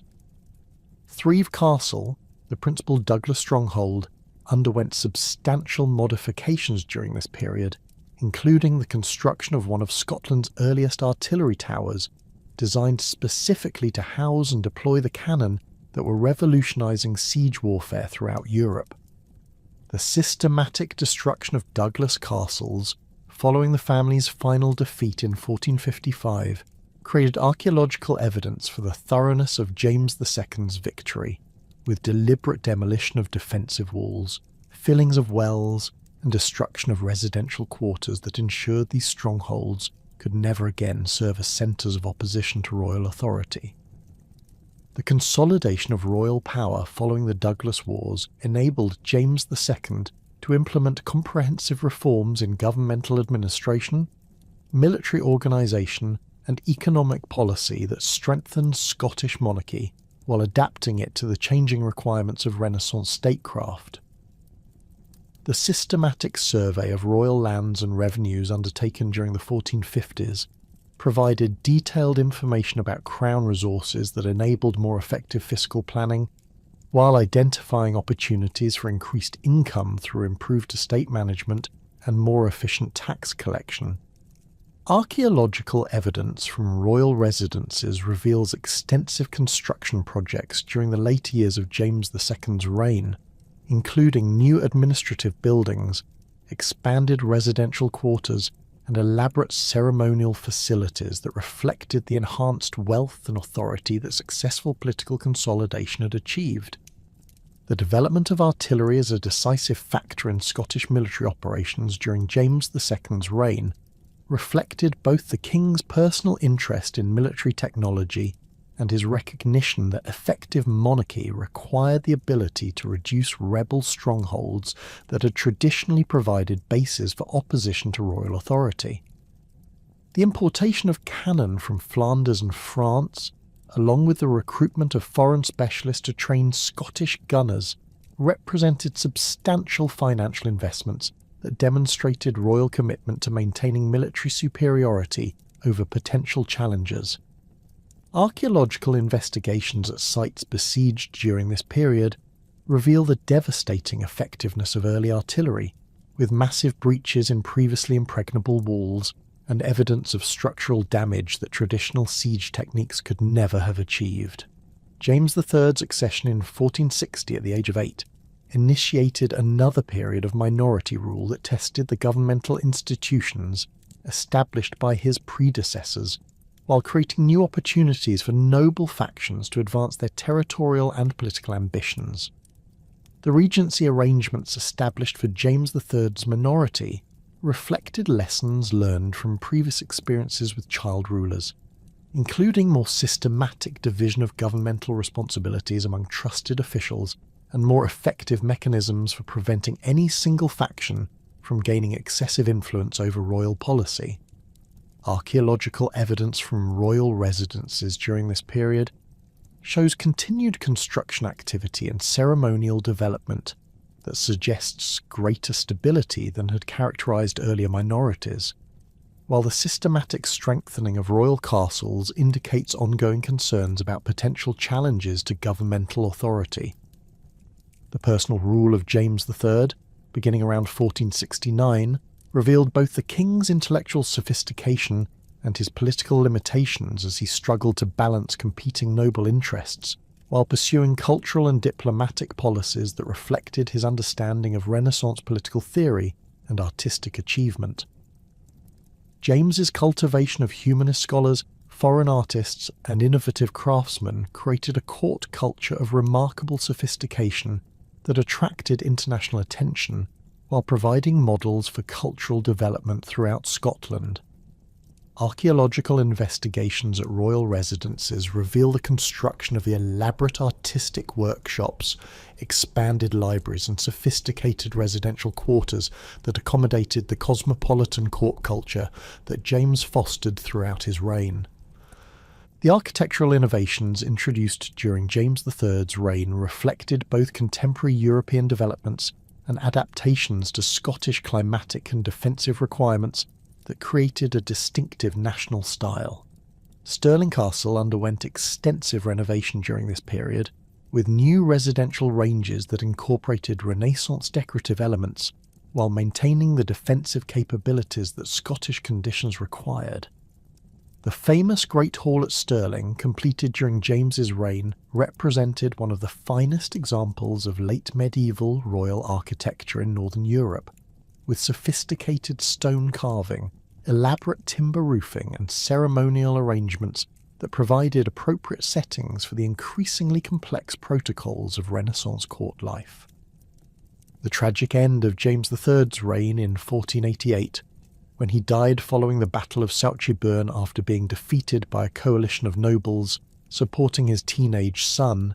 demonstrated the continuing challenges that Stuart monarchy faced in balancing royal authority with noble independence while adapting to the changing requirements of early modern statecraft. The circumstances surrounding James's death including his apparent murder by unknown assailants while seeking sanctuary after the battle, created a traumatic precedent that would influence Scottish political culture for generations. Archaeological evidence from the battlefield area reveals scattered military artifacts that confirm contemporary accounts of the fighting, while the hasty burial arrangements for the dead king reflected the political chaos that accompanied this dynastic transition. The accession of James IV in 1488 marked the beginning of the most successful period of Stuart monarchy,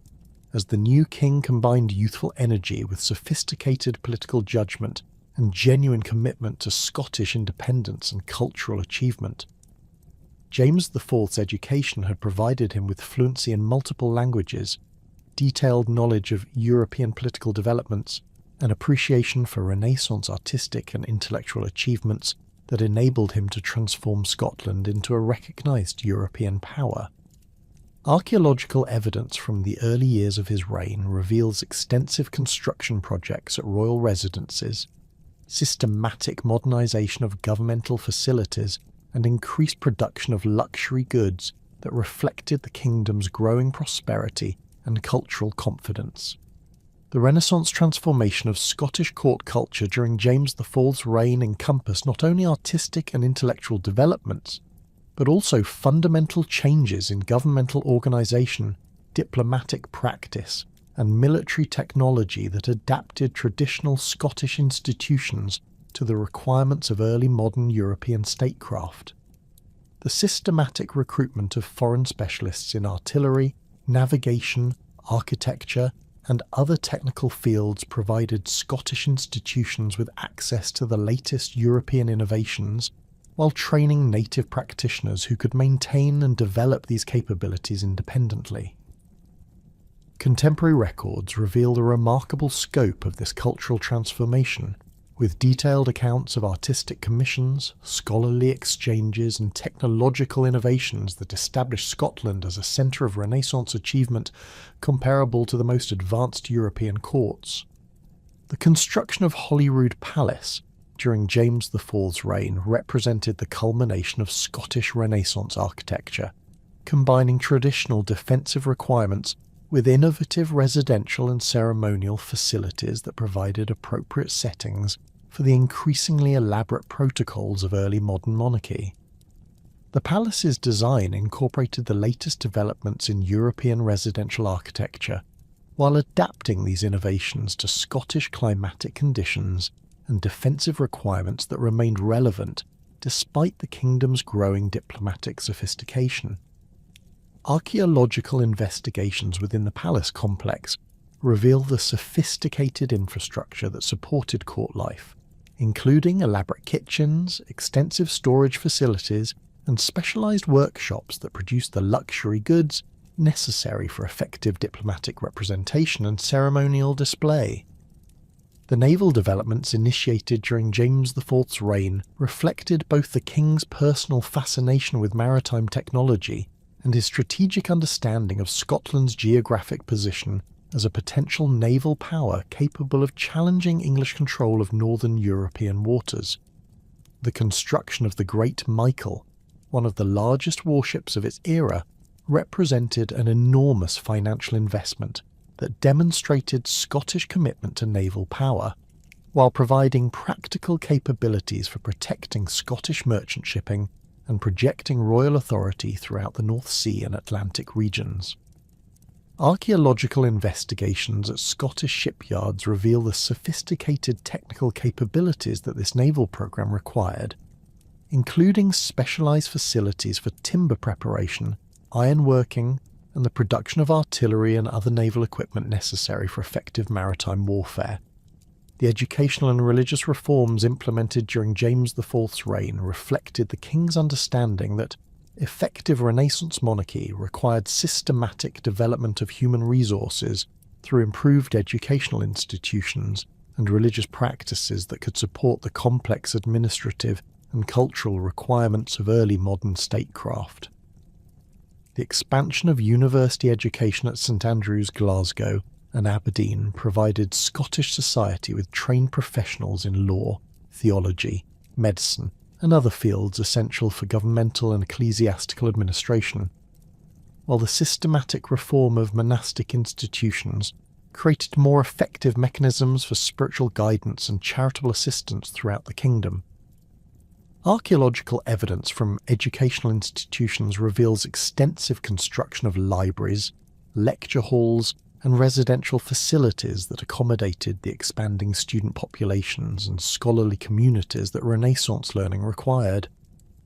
The diplomatic achievements of James IV's reign established Scotland as a recognised European power,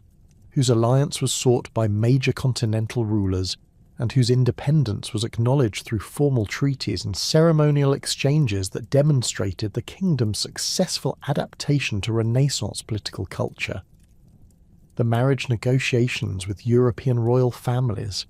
the systematic exchange of diplomatic missions with France, Spain, and other major powers, and the complex alliance systems that James constructed throughout his reign revealed sophisticated understanding of international politics and genuine commitment to maintaining Scottish independence through active participation in European affairs rather than passive acceptance of English hegemony. The cultural patronage that characterised James IV's court attracted artists, scholars and craftsmen from throughout Europe, while encouraging the development of distinctively Scottish traditions in literature, music and visual arts that combined international influences with indigenous cultural elements. The systematic collection of manuscripts, the commissioning of artistic works, and the support provided to poets, musicians and other cultural practitioners created a court environment that rivaled the most sophisticated European centres while maintaining distinctively Scottish characteristics that reflected the kingdom's unique historical experience and cultural heritage. Archaeological evidence from royal residences reveals the physical infrastructure that supported this cultural flowering, including specialised workshops, performance spaces and storage facilities that house the artistic treasures and scholarly resources that Renaissance court culture required. The death of Elizabeth in March 1603 brought James VI of Scotland to the English throne as James I of England, creating the unprecedented situation of a single monarch ruling two independent kingdoms with fundamentally different legal systems, religious establishments, and political traditions. James's journey south from Edinburgh to London in April 1603 transformed him from a relatively impoverished Scottish king into the ruler of Europe's wealthiest Protestant nation. Yet this dramatic elevation in status created complex challenges that would dominate British politics for the next century. Archaeological evidence from royal residences during this transitional period reveals the systematic modifications necessary to accommodate a peripatetic court that moved regularly between Edinburgh and London, with expanded residential quarters, improved communication facilities, and enhanced security arrangements that reflected the unprecedented administrative complexity of governing two distinct realms. James's vision of closer union between his kingdoms encountered immediate resistance from both English and Scottish political establishments, who recognised that institutional merger would threaten the distinctive legal, religious and cultural traditions that defined their separate national identities. The English Parliament's rejection of James's proposals for formal political union reflected deep-seated concerns about Scottish influence over English domestic affairs, while Scottish nobles feared that closer integration would reduce their traditional autonomy and expose them to English administrative control. Contemporary documents reveal the sophisticated constitutional arguments employed by opponents of union, including detailed legal analyses of the incompatibilities between English common law and Scottish civil law traditions, theological disputes about episcopacy versus Presbyterian church government, and economic concerns about the potential redistribution of resources between the two kingdoms. The practical difficulties of governing two kingdoms with separate legal systems became apparent immediately as James struggled to coordinate policies that required consistent implementation across both realms, while respecting the distinctive institutional traditions that his subjects considered essential to their political identity. English common law, with its emphasis on precedent and jury trials, operated according to fundamentally different principles than Scottish civil law, which incorporated Roman legal concepts and relied heavily on written codes and professional judges. Archaeological investigations at courts of justice in both kingdoms reveal the physical modifications necessary to accommodate the expanded administrative apparatus that dual monarchy required, including new record repositories, expanded courtrooms, and improved communication systems that enabled coordination between Edinburgh and London. Religious differences between the two kingdoms created even more complex challenges, as James attempted to maintain his position as head of the Church of England while preserving the Presbyterian system that had been established in Scotland following the Reformation. The episcopal structure that governed the English Church, with its hierarchy of bishops appointed by royal authority, conflicted fundamentally with Scottish Presbyterian principles that emphasised the spiritual independence of the Church and the authority of elected presbyteries over local congregations. James's efforts to introduce episcopal elements into Scottish church government encountered fierce resistance from Presbyterian ministers who viewed such innovations as threats to the religious settlement that had been achieved through decades of struggle against Catholic and Episcopal influences. The Hampton Court Conference of 1604 demonstrated James's sophisticated understanding of theological controversy and his determination to establish religious policies that could satisfy both English Episcopal and Scottish Presbyterian sensibilities while maintaining royal supremacy over ecclesiastical affairs. The conference brought together leading representatives of different Protestant traditions to discuss disputed questions about church government, liturgical practices, and doctrinal formulations that had created tensions within both kingdoms. Contemporary records reveal the remarkable theological learning that James displayed during these proceedings, with detailed knowledge of patristic sources, biblical scholarship, and contemporary European religious developments that impressed even his critics while advancing his political objectives through intellectual persuasion rather than simple royal command. The Gunpowder Plot of November 1605 created new security challenges for James's government while providing opportunities to strengthen royal authority through systematic suppression of Catholic political activity throughout both kingdoms. The discovery of the conspiracy to blow up Parliament during the state opening ceremony revealed the continuing threat that Catholic extremism posed to Protestant monarchy, while the subsequent investigation uncovered extensive networks of Catholic resistance that extended throughout England and into Scotland. Archaeological investigations at sites associated with the plot have revealed hidden chambers, concealed passages, and secret storage areas that Catholic conspirators used to hide weapons, religious materials, and communications that supported their clandestine activities against Protestant government. The systematic persecution of Catholics that followed the Gunpowder Plot involved comprehensive legal and administrative measures designed to eliminate Catholic political influence while forcing individual Catholics to choose between their religious convictions and their civil rights.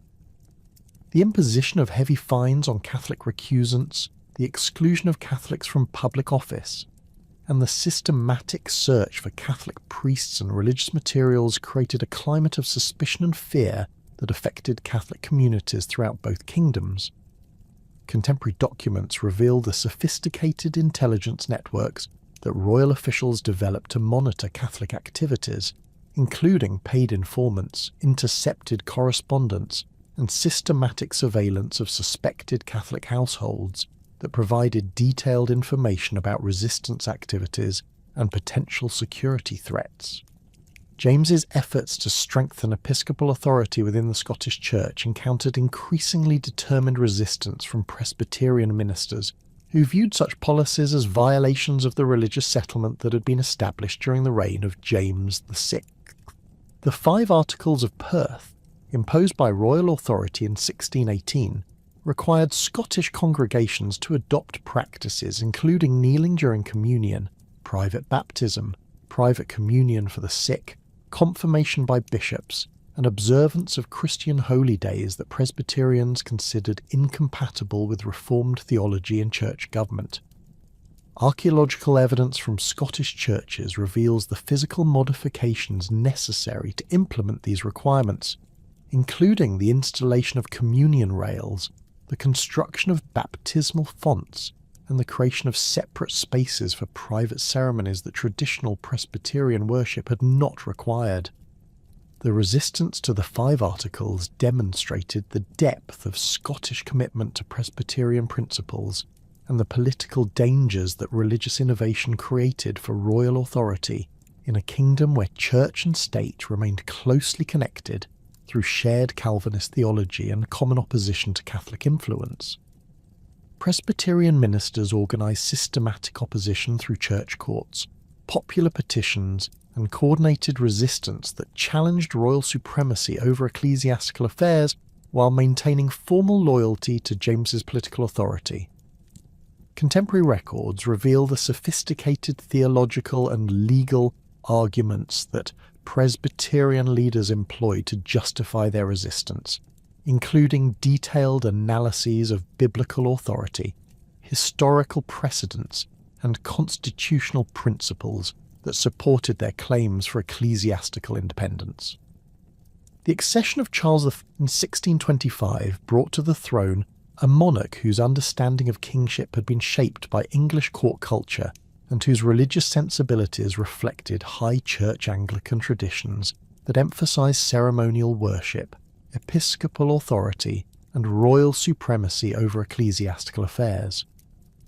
Charles's limited experience of Scottish conditions and his apparent lack of appreciation for the distinctive religious and political traditions that shaped Scottish society created immediate tensions that would escalate into open conflict within a decade of his accession.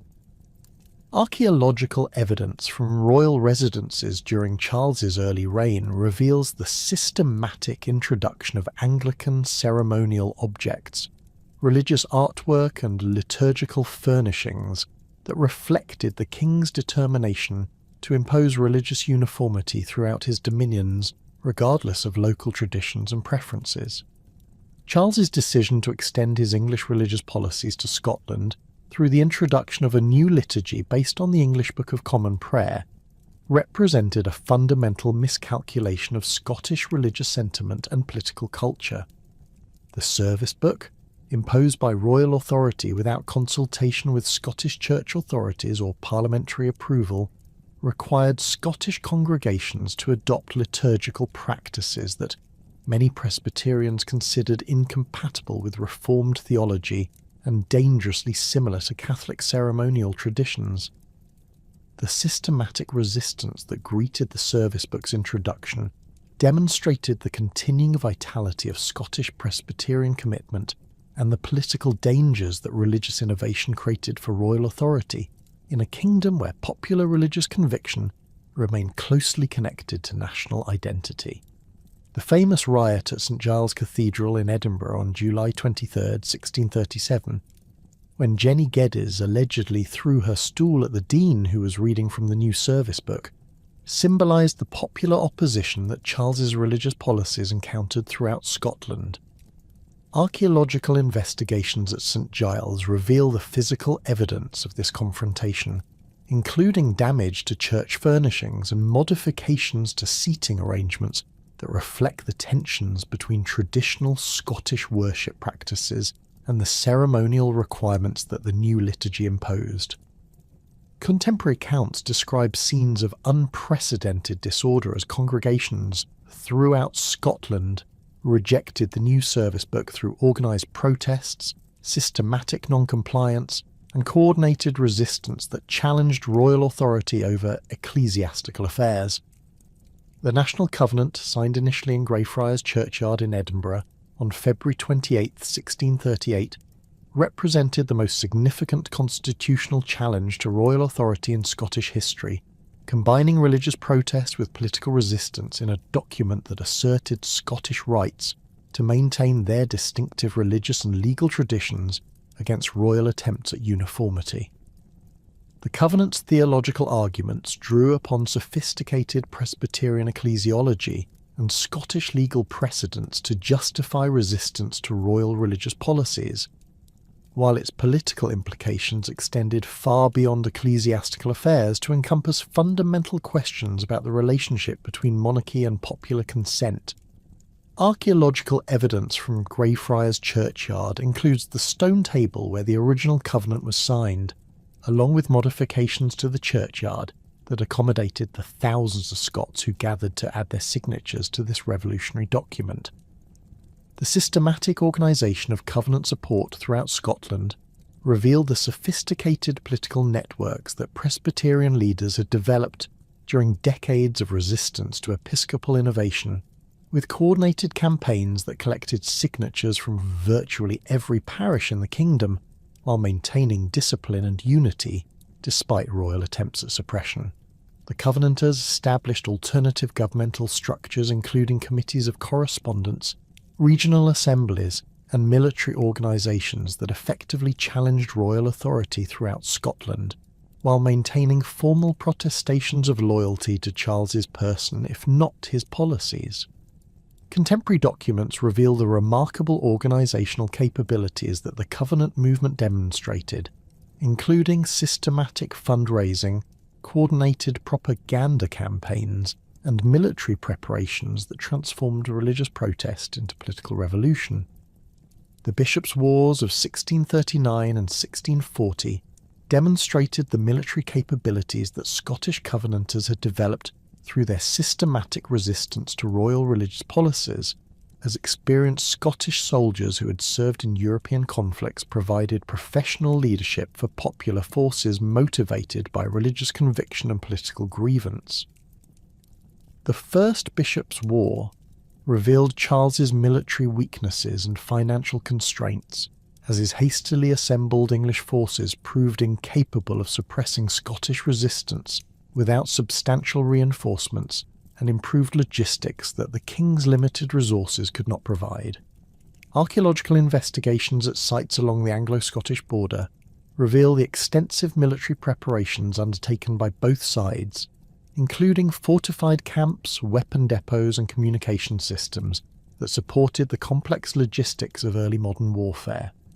The pacification of Berwick in June 1639 represented a temporary compromise that satisfied neither side, while providing opportunities for both Charles and the Covenanters to prepare for renewed conflict that both recognised as inevitable. The agreement's provisions for a new General Assembly and Parliament in Scotland created forums where Covenant supporters could consolidate their political gains, while Charles attempted to develop strategies for reasserting royal authority through legal and administrative means rather than direct military confrontation.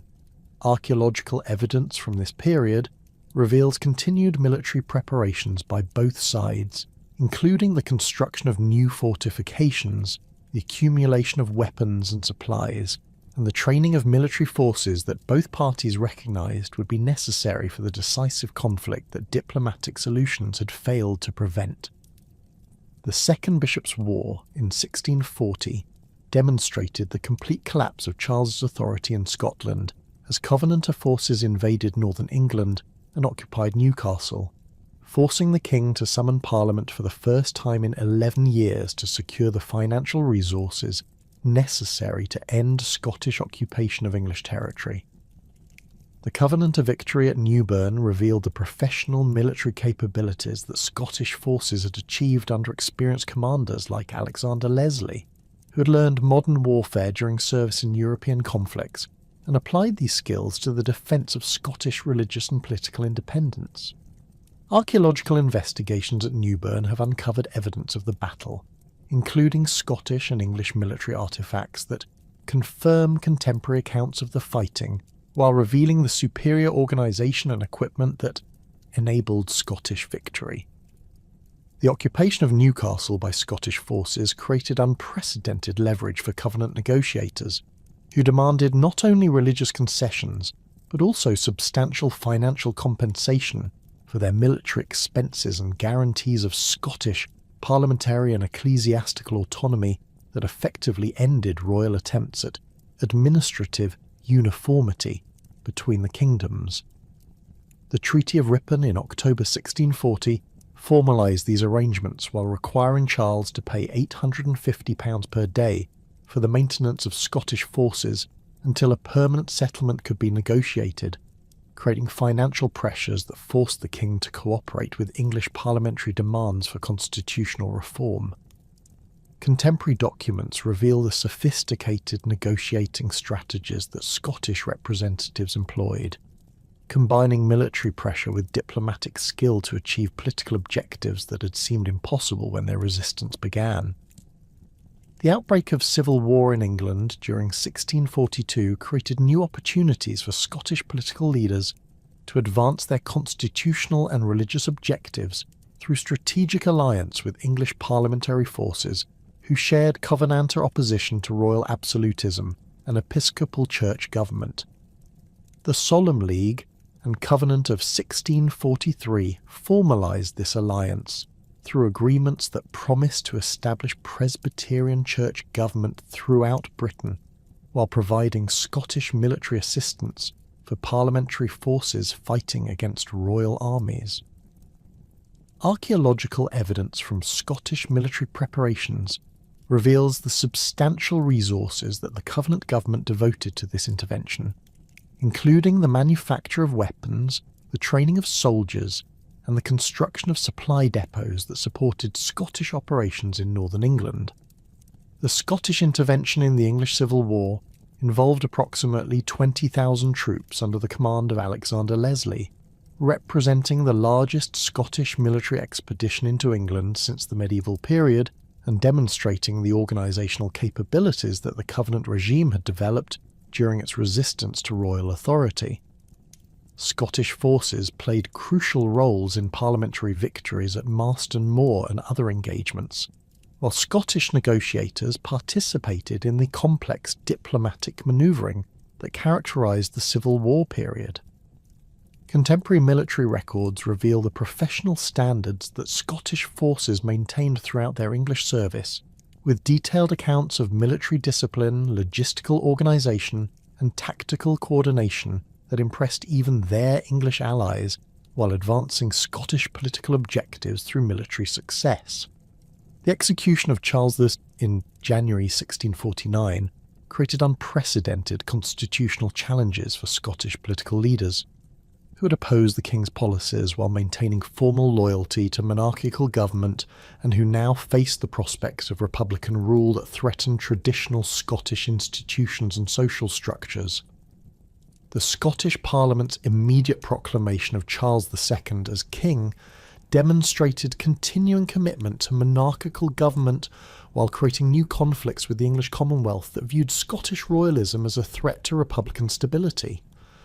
Archaeological evidence from royal residences in Scotland reveals hasty preparations for Charles II's anticipated return, including repairs to ceremonial facilities and the preparation of regalia and other symbols of royal authority that Scottish leaders hoped to use in restoring traditional monarchy.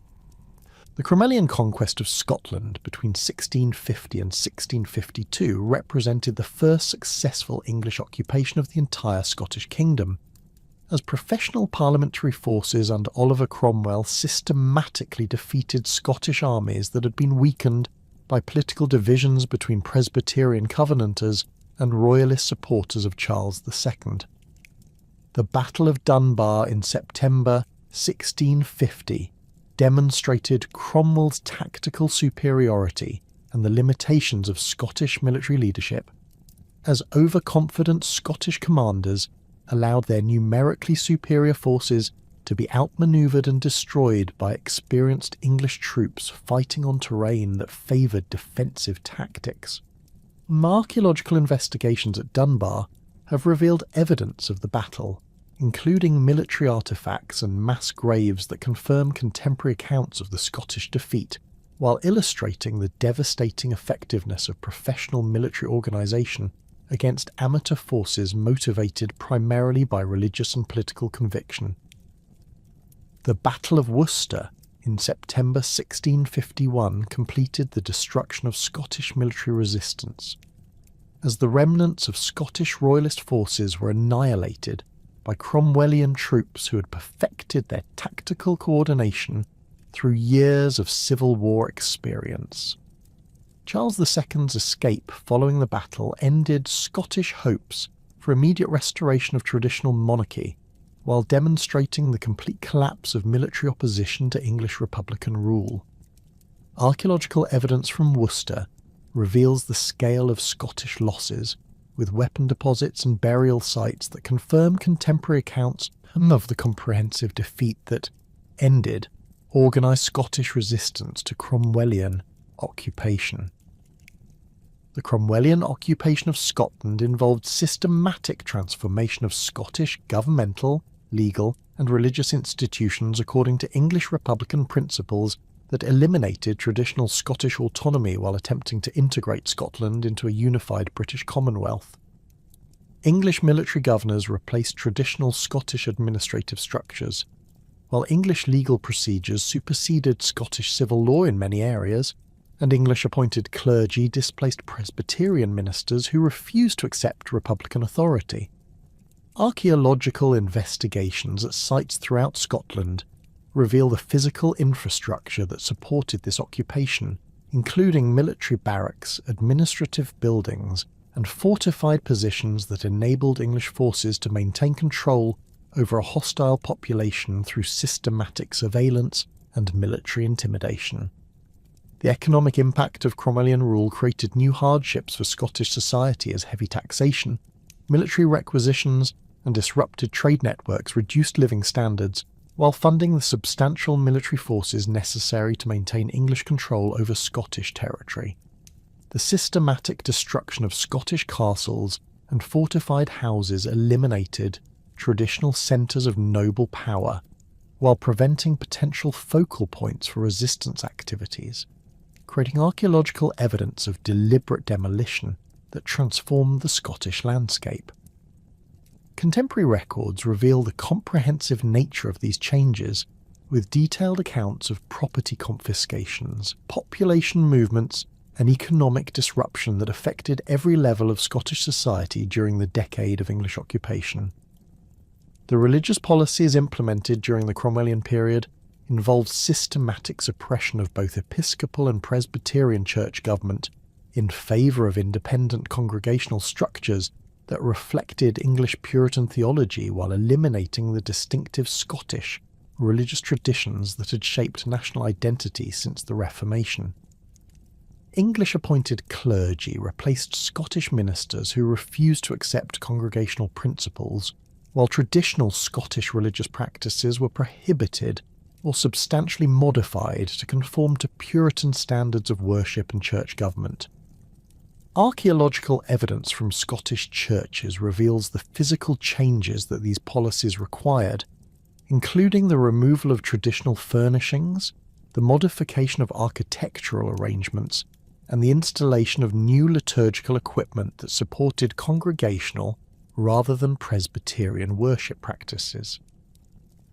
The restoration of Charles II in 1660 created opportunities for Scottish political and religious leaders to reassert traditional institutions while negotiating the terms under which Scotland would be reintegrated into the Stuart monarchy that had been interrupted by republican rule. The initial enthusiasm that greeted the restoration reflected widespread Scottish desire to restore traditional governmental and religious arrangements, while the systematic dismantling of Cromwellian administrative structures provided immediate evidence of the new regime's commitment to Scottish autonomy. Archaeological evidence from this period reveals extensive reconstruction of royal residences, churches, and other institutional buildings that had been damaged or modified during the occupation, with new construction projects that demonstrated renewed confidence in traditional Scottish institutions. Charles II's Scottish policies reflected his determination to establish effective royal control over Scottish affairs, while avoiding the religious controversies that had destroyed his father's authority and led to civil war and republican rule. The re-establishment of Episcopal Church government in Scotland represented a calculated compromise that satisfied royal requirements for ecclesiastical control while providing Presbyterian ministers with opportunities to retain their positions through conformity to episcopal authority. Archaeological investigations at Scottish churches reveal the systematic modifications necessary to restore episcopal worship practices, including the reinstallation of communion rails, the construction of episcopal thrones, and the modification of church layouts to accommodate ceremonial requirements that Presbyterian worship had eliminated. The Covenanters' resistance to restored episcopal authority demonstrated the continuing vitality of Presbyterian commitment among significant portions of Scottish society, particularly in the southwestern counties where popular religious conviction remained closely connected to memories of earlier struggles for ecclesiastical independence. The systematic persecution of non-conforming ministers and their supporters involved comprehensive legal and administrative measures designed to force compliance with episcopal church government while eliminating organised opposition to royal religious policies. Contemporary documents reveal the sophisticated surveillance networks that royal officials developed to monitor Covenanter activities, including paid informants, systematic searches, and coordinated military operations that attempted to suppress Presbyterian resistance through a combination of legal prosecution and military intimidation. The Pentland Rising of November 1666 represented the first major armed resistance to Restoration religious policies, as approximately 3,000 Covenanters from the southwestern counties marched toward Edinburgh in a desperate attempt to petition for religious concessions, while demonstrating their willingness to resist episcopal authority through military action if necessary. The rebels' defeat at Rullion Green revealed both their military limitations and the determination of royal forces to suppress religious dissent through decisive military action that would deter future resistance. Archaeological investigations at Rullion Green have uncovered evidence of the battle, including Covenanter weapons and equipment that confirm contemporary accounts of their inadequate military preparation, while illustrating the courage that religious conviction provided in the face of professional military opposition. The systematic persecution that followed the Pentland Rising involved public executions, property confiscations, and systematic harassment of suspected Covenanter sympathisers that created a climate of terror throughout southwestern Scotland while demonstrating royal determination to eliminate Presbyterian resistance through exemplary punishment. The execution of Covenanter leaders in Edinburgh provided dramatic public demonstrations of the consequences of resistance to royal authority, while the systematic destruction of Covenanter property and the displacement of their families created practical hardships that were intended to discourage future opposition. Archaeological evidence from this period includes hidden caches of religious materials, concealed meeting places, and modified domestic architecture that reveals the lengths to which Covenanters went to maintain their religious practices despite official persecution. The killing time of the 1680s represented the culmination of royal efforts to suppress Covenanter resistance through systematic military operations that treated religious dissent as treasonous rebellion requiring decisive military response. The deployment of Highland troops under commanders like John Graham of Claverhouse created new levels of violence and intimidation as soldiers trained in clan warfare applied their methods to the suppression of religious dissent among lowland populations. Archaeological investigations throughout southwestern Scotland reveal evidence of this campaign, including burned farmsteads, hidden weapon caches, and hastily constructed refuges that demonstrate both the intensity of military pressure and the determination of Covenanter resistance. The Sanquhar Declaration of June 1680 represented the most radical expression of Covenanter political theory, as militant Presbyterians formally renounced their allegiance to Charles II and declared their intention to establish a Presbyterian Commonwealth based on Covenant principles. This revolutionary document reflected the desperation of Covenanter extremists who had concluded that compromise with episcopal authority was impossible and that only complete political transformation could secure Presbyterian religious freedom. contemporary responses to the declaration reveal the isolation of militant Covenanters from more moderate Presbyterian opinion, while royal authorities use the document as justification for intensified persecution of all suspected Covenanter sympathisers, regardless of their actual involvement in extremist activities. The Battle of Bothwell Bridge in June 1679 demonstrated the military limitations of Covenanter forces while revealing the political divisions that weakened Presbyterian resistance to royal authority. The gathering of approximately 6,000 Covenanters represented the largest armed demonstration of Presbyterian strength during the Restoration period. But internal disagreements about political objectives and military strategy prevented effective coordination against royal forces that possessed superior organisation and equipment.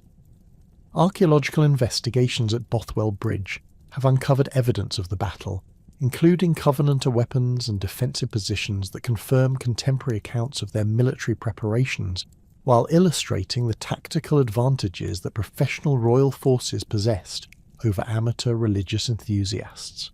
The Revolution of 1688 created unprecedented opportunities for Scottish Presbyterians to achieve the religious and political objectives that had motivated decades of resistance to Stuart religious policies, as the overthrow of James VII provided mechanisms for eliminating episcopal church government while establishing constitutional limitations on royal authority.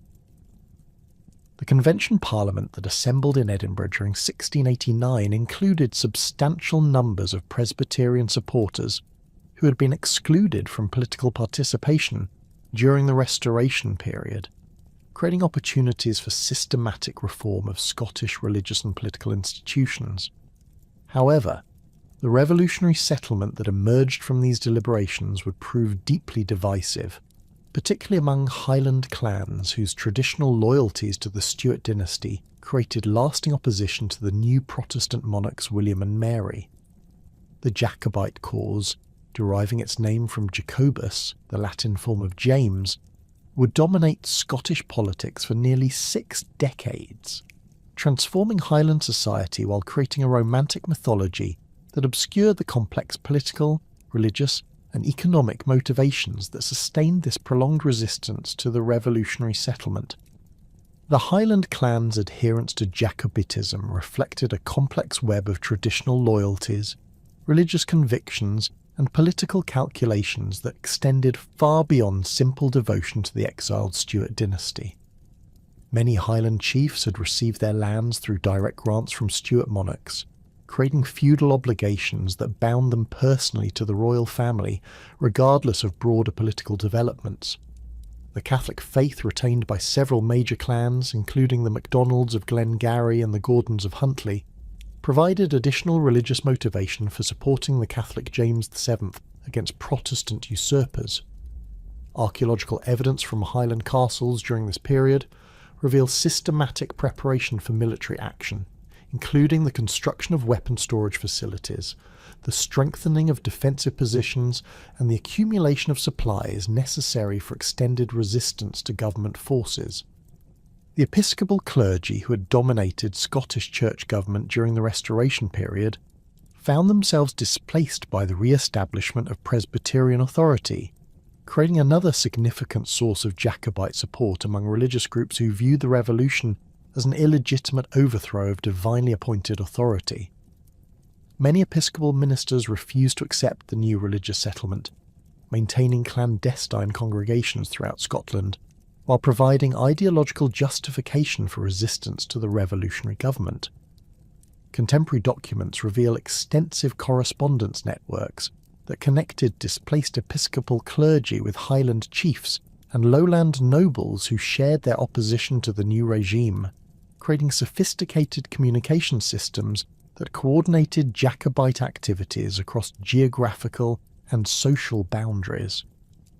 The economic grievances that motivated Jacobite support reflected broader tensions between traditional Highland society and the commercial developments that were transforming lowland Scotland during the late 17th century. Many Highland chiefs faced increasing financial pressures as traditional cattle raiding and feudal obligations proved inadequate to meet the monetary requirements of participation in broader Scottish political and economic networks. The revolutionary government's policies favoured lowland commercial interests, while imposing new taxation and administrative requirements that threatened traditional Highland autonomy. Archaeological investigations at Highland settlements reveal evidence of economic stress during this period, including reduced construction activity, simplified material culture, and the abandonment of marginal agricultural areas that suggest declining prosperity in many clan territories. The first major Jacobite rising began in the summer of 1689, when John Graham of Claverhouse, Viscount Dundee, raised the royal standard for James VII in the Highlands and assembled a coalition of clan forces that represented the most formidable military challenge to the revolutionary settlement in Scotland. Dundee's personal charisma and military reputation, earned through his ruthless suppression of Covenanter resistance during the 1680s, provided crucial leadership for Highland forces that possessed individual courage and intimate knowledge of local terrain, but lacked the organisational structure necessary for sustained military operations against professional government troops. The Highland army that gathered around Dundee included approximately 2,000 men drawn from clans throughout the Central and Western Highlands, representing the largest mobilisation of traditional Highland military power since the civil wars of the previous century. The Battle of Killiecrankie on July 27, 1689, demonstrated both the devastating effectiveness of Highland charge tactics and the crucial importance of competent leadership for Jacobite military success. Dundee positioned his forces on the slopes above the pass of Killiecrankie, where government troops under General Hugh Mackay were forced to attack uphill across difficult terrain that negated their advantages in discipline and firepower. The Highland charge, delivered with traditional broadswords and targes after an initial volley of musket fire, struck the government line with such force that organised resistance collapsed within minutes. Archaeological investigations at Killiecrankie have uncovered evidence of the battle, including musket balls, sword fragments, and pieces of military equipment scattered across the battlefield, while the discovery of mass burial sites confirms contemporary accounts of heavy government casualties during the Highland pursuit of fleeing troops. Dundee's death during the moment of victory at Killiecrankie eliminated the one leader capable of transforming Highland military success into broader political achievement, as subsequent Jacobite commanders lacked both his military expertise and his ability to coordinate diverse clan interests towards common objectives. The Highland army's advance toward the lowlands following Killiecrankie revealed the limitations of traditional clan warfare when applied to sustained military campaigns, requiring complex logistics and coordinated strategy. The Siege of Dunkeld in August 1689 demonstrated these problems clearly, as Highland forces proved incapable of reducing a fortified position defended by disciplined troops with adequate supplies and ammunition. The failure of the 1689 Rising established patterns that would characterise subsequent Jacobite military efforts throughout the following decades, including initial Highland enthusiasm that could achieve dramatic tactical successes, followed by organisational breakdown that prevented strategic exploitation of military victories. The clan's traditional emphasis on individual heroism and clan honour created military formations that excelled in shock combat, but struggled with the sustained discipline necessary for siege warfare, extended campaigns, and coordinated operations involving multiple clan contingents with competing loyalties and objectives. Government forces learned valuable lessons from their early defeats, developing tactical doctrines and logistical systems specifically designed to counter Highland military advantages while exploiting clan weaknesses in organisation and supply. The massacre of Glencoe in February 1692 represented the government's systematic attempt to terrorise Highland clans into submission through exemplary violence that would demonstrate the consequences of continued Jacobite resistance. The massacre's planning involved detailed coordination between government officials in Edinburgh and London,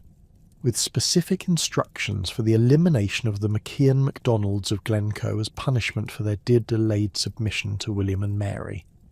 The troops assigned to carry out the massacre were billeted with the MacDonalds for nearly 2 weeks before receiving orders to kill their hosts, creating a violation of Highland hospitality customs that shocked contemporaries and provided Jacobite propagandists with powerful evidence of a government brutality. Archaeological evidence from Glencoe reveals the thoroughness of the government's assault, with burned foundations of destroyed houses, hastily buried personal possessions, and evidence of hasty flight that confirms contemporary accounts of the massacre's scope and violence. The systematic destruction of the MacDonalds' cattle, the burning of their houses, and the murder of men, women, and children created a scene of devastation that was intended to serve as a warning to other potentially rebellious clans. The massacre's impact extended far beyond its immediate victims to create lasting resentment throughout the Highlands, while providing Jacobite recruiters with powerful arguments about government tyranny and the need for Stuart restoration to protect Highland rights and traditions. The government's investigation of the Glencoe massacre revealed the complex administrative and military apparatus that had been developed to control Highland resistance, including detailed intelligence networks, coordinated military planning, and systematic legal procedures designed to provide official justification for actions that violated both Scottish law and traditional Highland customs. The parliamentary inquiry that followed the massacre exposed the involvement of high government officials while demonstrating the systematic nature of anti-Highland policies that treated clan society as an inherent threat to political stability that required elimination through military force and administrative pressure. The economic warfare that accompanied military operations against Jacobite clans involved systematic destruction of Highland agricultural resources, the confiscation of cattle and other livestock, and the disruption of traditional trade networks that connected Highland communities to lowland markets. Government forces burned grain stores, destroyed mills and other processing facilities, and systematically eliminated the economic infrastructure that supported clan society. Archaeological investigations throughout the Highlands reveal evidence of this economic destruction, including burned storage buildings, abandoned settlements, and the hasty concealment of valuable goods that clan members hoped to preserve from government confiscation. The Union of 1707 created new political dynamics that both strengthened and complicated Jacobite resistance, as the formal merger of Scottish and English parliaments eliminated traditional Scottish political institutions while creating new opportunities for foreign intervention on behalf of the exiled Stuart dynasty. Many Scots who had previously supported the revolutionary settlement became alienated by the Union's economic provisions, which appeared to favour English commercial interests while imposing new taxation and administrative requirements on Scottish society. Archaeological evidence from this period reveals reduced construction activity at many Scottish noble residences, suggesting economic difficulties that may have increased receptivity to Jacobite arguments about the benefits of Stuart restoration. The 1715 Rising represented the most serious Jacobite challenge to the Hanoverian succession, as the death of Queen Anne and the accession of George I provided opportunities for supporters of the exiled James VIII to argue that the Protestant succession violated Scottish rights and interests. The Earl of Mar's decision to raise the standard for James VIII at Braemar in September 1715 attracted support from Highland clans and lowland nobles who had been excluded from political influence under the new Hanoverian regime. The Jacobite army that assembled in the Highlands during the autumn of 1715 numbered approximately 10,000 men, representing the largest mobilisation of anti-government forces since the civil wars of the previous century. The military operations of 1715 revealed both the potential strength of Jacobite resistance and the continuing organisational problems that prevented effective coordination of diverse clan and noble interests toward common strategic objectives. The Battle of Sheriff Muir in November 1715 demonstrated these problems clearly as neither Jacobite nor government forces achieved decisive victory despite substantial casualties on both sides. The battle's inconclusive outcome reflected the tactical stalemate that developed when Highland charge tactics encountered disciplined government troops fighting in favourable defensive positions with adequate artillery support. Archaeological investigations at Sheriff Muir have uncovered evidence of the battle's intensity, including numerous musket balls, cannon fragments, and pieces of military equipment scattered across the battlefield. The discovery of hastily constructed field fortifications reveals the defensive preparations that both armies made during the extended manoeuvring that preceded the main engagement. Contemporary accounts describe confused fighting that continued throughout the day as different sections of both armies achieved local successes, while overall command and control broke down under the stress of combat conditions. The collapse of the 1715 Rising following James VIII's brief appearance in Scotland demonstrated the crucial importance of effective leadership and foreign support for Jacobite military success.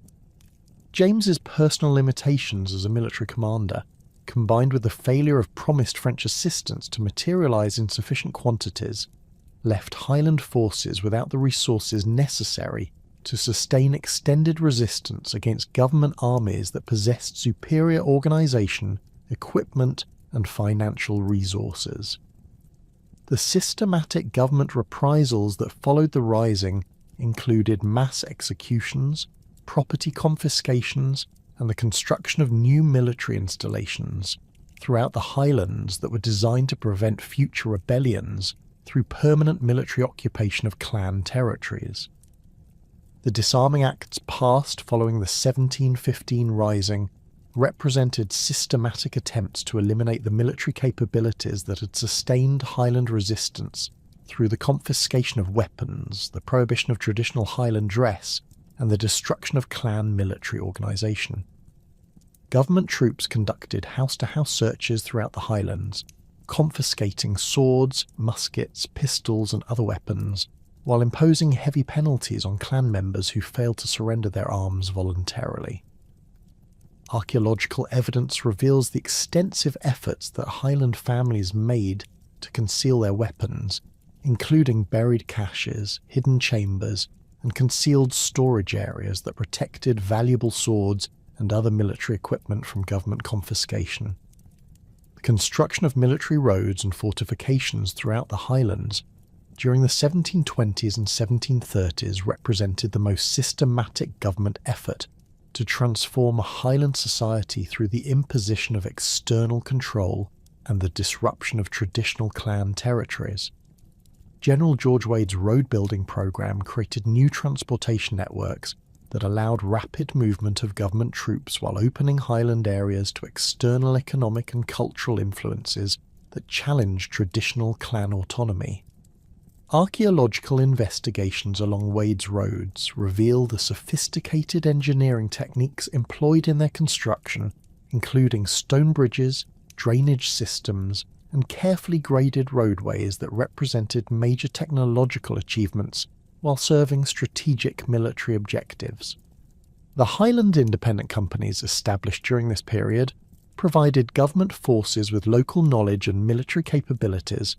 while creating opportunities for clan members to serve the Hanoverian regime through legitimate military service. These companies, recruited primarily from clans that had remained loyal to the government during previous risings, developed specialised skills in Highland warfare while maintaining traditional clan military organisation under government control. Contemporary military records reveal the effectiveness of these units in suppressing cattle theft,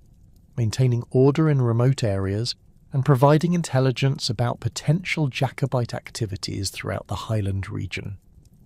The 1719 Rising demonstrated the continuing appeal of Jacobite ideology while revealing the limitations of foreign intervention as a means of achieving Stuart restoration. The Spanish expedition that landed in the Western Highlands included only 300 regular troops, far fewer than the substantial military support that Jacobite planners had expected from their continental allies. The Battle of Glen Shiel in June 1719 resulted in decisive government victory, as Highland forces proved incapable of defending prepared positions against coordinated attacks by government troops supported by artillery and naval gunfire from warships anchored in nearby waters. Archaeological evidence from Glen Shiel reveals the defensive preparations that Jacobite forces made in anticipation of the government attack, including stone breastworks, ammunition storage areas, and observation posts that provided early warning of approaching enemy forces. The battle's outcome demonstrated the continuing tactical superiority of disciplined government troops when fighting under conditions that allowed them to employ their advantages in organisation, equipment, and firepower effectively. The rapid collapse of Jacobite resistance following their defeat at Glen Shiel illustrated the dependence of Highland military effectiveness on initial tactical success and the difficulties that clan forces experience when forced to conduct defensive operations against superior enemy forces. The cultural suppression that accompanied military defeat involved systematic attempts to eliminate Highland traditions, language and social organisation through legal prohibition and administrative pressure. The ban on Highland dress, implemented following the 1746 Rising but anticipated by earlier legislation, prohibited the wearing of tartan, kilts and other traditional clothing while imposing severe penalties on violations of these regulations. Government officials conducted systematic searches for prohibited clothing while encouraging Highland families to adopt lowland dress and customs that were considered more compatible with civilised society and political loyalty. The economic transformation of Highland society during the early 18th century created new pressures that both strengthened and complicated Jacobite resistance, as traditional clan economies proved increasingly inadequate to meet the financial requirements of participation in broader Scottish and British commercial networks. Many clan chiefs faced mounting debts as they attempted to maintain traditional hospitality and military obligations while adapting to monetary economic relationships that required cash payments rather than traditional feudal services. Archaeological evidence from Highland settlements reveals changes in material culture during this period, including the adoption of new agricultural techniques, the construction of improved housing, and the development of small-scale manufacturing that reflected efforts to increase economic productivity and generate monetary income. The cattle trade that connected Highland communities to lowland markets created new forms of economic dependence while providing clan chiefs with opportunities to generate the cash income necessary for political and military activities. The systematic development of drove roads, markets, and credit networks transformed Highland economic relationships, while maintaining traditional clan social structures that continue to emphasise personal loyalty and military service. Contemporary commercial records reveal the substantial scale of this trade, with thousands of cattle moving annually from Highland breeding areas to lowland fattening grounds and urban markets throughout Britain. Bonnie Prince Charlie's landing in Scotland during July 1745 represented the final and most dramatic attempt to restore the Stuart dynasty through Highland military action, supported by French assistance and coordinated with broader European conflicts that engaged British military resources throughout the empire. Charles Edward Stuart's personal charisma and romantic appeal provided crucial psychological advantages for Jacobite recruitment, while his inexperience in military and political affairs created strategic limitations that would ultimately contribute to the Rising's catastrophic failure. The Prince's initial success in raising Highland support demonstrated the continuing appeal of Jacobite ideology, while revealing the sophisticated organisation and international connections that had sustained the Stuart cause through decades of exile and disappointment.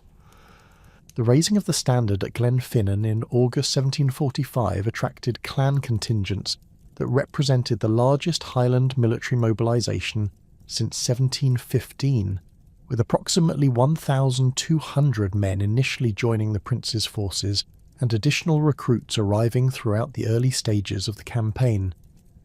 The Highland Army that emerged from this gathering combined traditional clan military organisation with tactical innovations learned through decades of military experience in European conflicts, creating a formidable fighting force that possessed both individual courage and collective discipline. Archaeological investigations at Glenfinnan have uncovered evidence of the gathering, including temporary campsites, weapon maintenance areas, and ceremonial spaces where clan leaders pledged their support to the Stuart cause. The march south from the Highlands demonstrated the Highland Army's remarkable mobility and tactical flexibility, while revealing the strategic challenges that faced any attempt to achieve political objectives through military conquest of Britain. The capture of Edinburgh in September 1745 provided crucial psychological and material advantages for Jacobite forces, while demonstrating the weakness of government military preparations in Scotland. The Battle of Prestonpans on September 21, 1745, resulted in decisive Jacobite victory as Highland charge tactics overwhelmed government troops who had been poorly positioned and inadequately prepared for the speed and violence of clan warfare. Archaeological evidence from Prestonpans reveals the thoroughness of the Jacobite victory, with government military equipment scattered across the battlefield and evidence of hasty flight that confirms contemporary accounts of the government army's collapse. The battle lasted less than 15 minutes, with Highland forces breaking through government lines and pursuing fleeing troops across several miles of countryside. The capture of substantial quantities of military supplies, including artillery, muskets and ammunition, provided crucial resources for the Highland Army's continued advance, while demonstrating the government's military unpreparedness in Scotland. The decision to invade England represented the most controversial strategic choice of the entire rising, as Highland chiefs who had supported the initial Scottish campaign expressed serious doubts about the wisdom of extending military operations into territory where clan advantages would be reduced, and government resistance would be strengthened by shorter supply lines and larger population centres. The Highland Army that crossed into England in November 1745 numbered approximately 5,500 men, representing a substantial military force, but one that was inadequate for the conquest and occupation of a hostile country without significant external support or internal uprising. The march to Derby demonstrated both the Highland Army's continued military effectiveness and the strategic impossibility of achieving Stuart restoration through Scottish military action alone. The advance through Cumberland, Westmoreland, Lancashire, and into Derbyshire revealed the absence of significant English Jacobite support, while creating logistical challenges that strained Highland organisational capabilities. Contemporary accounts describe the remarkable discipline that Highland forces maintained throughout this advance, with minimal plundering and systematic payment for supplies that contrasted favourably with the behaviour of government troops in Scotland. The retreat from Derby began on December 6, 1745, following heated debates among Jacobite leaders about the feasibility of continuing the advance toward London without substantial reinforcements or evidence of English popular support. The Highland chiefs' decision to withdraw reflected realistic assessment of their military situation and the absence of the French invasion and English uprising that Jacobite strategy required for success. Archaeological evidence along the retreat route reveals the systematic destruction of supplies and equipment that Highland forces were forced to abandon as government pursuit intensified, and winter conditions made rapid movement increasingly difficult. The Battle of Falkirk on January 17, 1746, provided a final demonstration of Highland military capabilities as clan forces achieved tactical victory against government troops under General Henry Hawley, who had underestimated Jacobite strength and fighting ability. The battle occurred during severe winter weather that favoured Highland tactical methods, while creating difficulties for government artillery and cavalry operations. Archaeological investigations at Falkirk have uncovered evidence of the fighting, including musket balls, sword fragments, and pieces of military equipment that confirm contemporary accounts of intense combat and government defeat. The retreat to the Highlands following Falkirk reflected the Highland Army's deteriorating strategic position, as government forces under the Duke of Cumberland assembled superior numbers and resources for a systematic campaign designed to eliminate Jacobite resistance through decisive military action. The Highland Army that withdrew northward had been reduced by casualties, desertion, and the departure of clan contingents who returned to defend their own territories against government reprisals. Archaeological evidence from Highland settlements during this period reveals extensive defensive preparations, including the concealment of valuables, the construction of hidden refuges, and the stockpiling of supplies that clan communities hoped would enable them to survive the government military campaign that they recognised as inevitable. The Battle of Culloden on April 16, 1746, represented the culmination of Cumberland's systematic campaign to destroy Highland military power through decisive engagement under conditions that maximised government advantages while negating traditional Highland tactical strengths. The battlefield selected by Cumberland provided ideal conditions for artillery deployment and cavalry operations while restricting Highland movement and preventing the rapid advance that clan charge tactics required for success. The Highland army that faced Cumberland's forces numbered approximately 5,000 men, many of whom were exhausted by the failed night march against the government camp and weakened by inadequate food and rest during the preceding weeks of retreat and manoeuvre.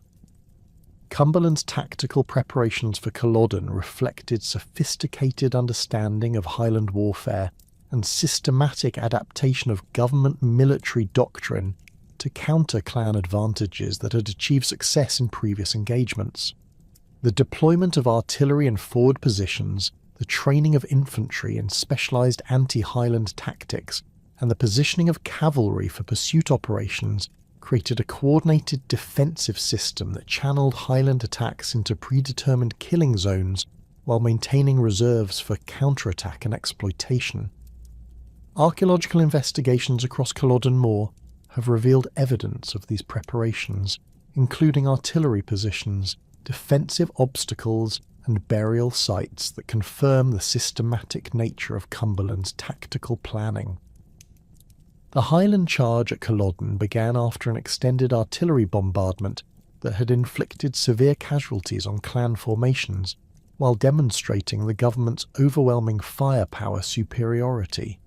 The advance across boggy ground under continued artillery and musket fire revealed the courage that continued to characterise Highland warriors, while illustrating the tactical obsolescence of traditional clan warfare when employed against properly prepared and disciplined opponents. The systematic destruction of Highland formations occurred within 30 minutes as government firepower and coordinated defensive tactics eliminated organised resistance while preventing the close combat conditions where Highland weapons and fighting methods retained effectiveness. The slaughter that followed the collapse of Highland resistance at Culloden reflected Cumberland's determination to eliminate clan military capabilities through systematic killing of wounded and surrendering Jacobites. Government troops pursued fleeing Highlanders across the moor and into surrounding areas, killing indiscriminately while destroying any possibility of renewed resistance. Archaeological evidence from burial sites around Culloden reveals the scale of Highland casualties, with mass graves containing hundreds of bodies that confirm contemporary accounts of the systematic nature of government killing during and after the battle. The aftermath of Culloden involved comprehensive government policies designed to eliminate Highland society as a potential source of political and military resistance through the systematic destruction of clan organisation, traditional culture, and economic structures that had sustained Jacobite resistance for over half a century. Yet even as the Highlands endured unprecedented cultural suppression and military occupation, Scotland as a whole was entering a period of intellectual flowering that would earn Edinburgh the title Athens of the North, and establish the kingdom as one of Europe's most important centres of learning, innovation, and cultural achievement.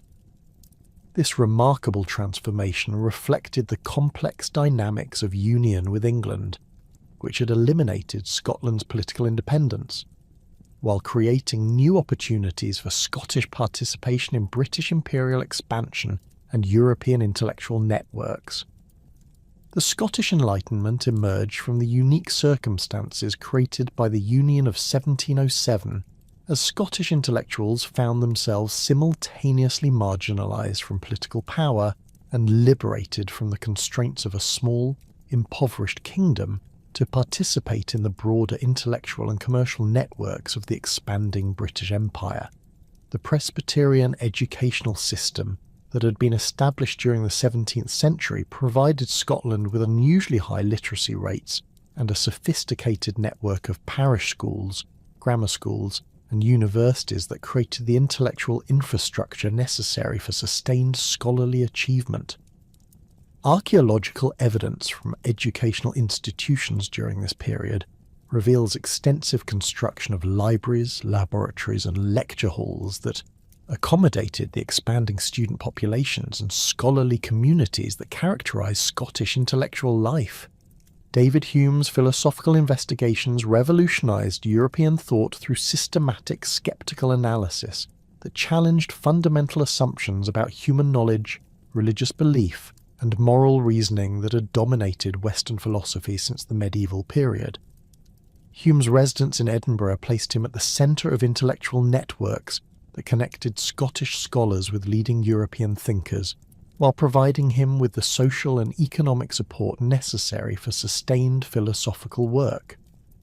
His Treatise of Human Nature, published in 1739-40, introduced empirical methods to philosophical investigation,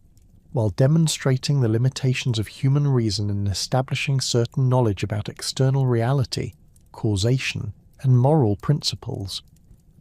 The reception of Hume's philosophical work revealed both the international significance of Scottish intellectual achievement and the continuing tensions between Enlightenment rationalism and traditional religious belief that characterised 18th century European culture. Hume's sceptical arguments about religious knowledge and moral reasoning provoked fierce controversy among Orthodox Christians, while establishing his reputation as one of Europe's most original and influential thinkers. Contemporary correspondence reveals the extensive networks of intellectual exchange that connected Hume with philosophers, scientists, and writers throughout Britain and continental Europe, demonstrating the cosmopolitan character that Scottish intellectual life had achieved despite the kingdom's peripheral geographic position. Adam Smith's economic theories provided systematic analysis of commercial society that explained the mechanisms through which individual self-interest could promote general prosperity, while identifying the institutional requirements for sustained economic growth and social development. Smith's position as Professor of Moral Philosophy at Glasgow University placed him in direct contact with the merchant community that was transforming Western Scotland through Atlantic trade, providing him with practical knowledge of commercial operations that informed his theoretical investigations. His Inquiry into the Nature and Causes of the Wealth of Nations, published in 1776, established the intellectual foundations for modern economic thought, while demonstrating the analytical sophistication that Scottish scholarship had achieved. The social and intellectual networks that supported Smith's work reflected the integration of academic, commercial, and professional communities that characterised Scottish Enlightenment culture. Smith's participation in Edinburgh's Select Society, Glasgow's Literary Society, and other intellectual organisations provided forums for discussion and debate that refined his economic theories while connecting him with leading figures in law, medicine, natural philosophy, and other fields that were contributing to Scotland's intellectual renaissance. Archaeological investigations at sites associated with these societies reveal the physical spaces where Scottish intellectuals gathered, including purpose-built meeting rooms, libraries, and social facilities that supported the collaborative intellectual work that characterised Enlightenment culture. Robert Burns's poetry captured the linguistic richness and cultural vitality of Scottish popular culture, while demonstrating the literary possibilities of vernacular Scots as a medium for serious artistic expression. Burns's background as a tenant farmer in Ayrshire provided him with intimate knowledge of rural Scottish life that informed his poetic celebrations of common humanity, social equality and natural beauty.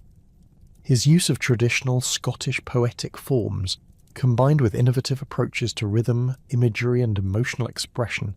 created works that appealed simultaneously to learned and popular audiences while establishing distinctively Scottish contributions to European Romantic literature.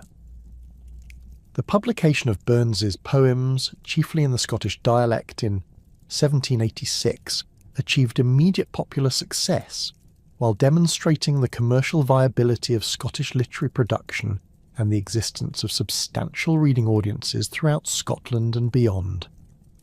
Burns's subsequent literary career in Edinburgh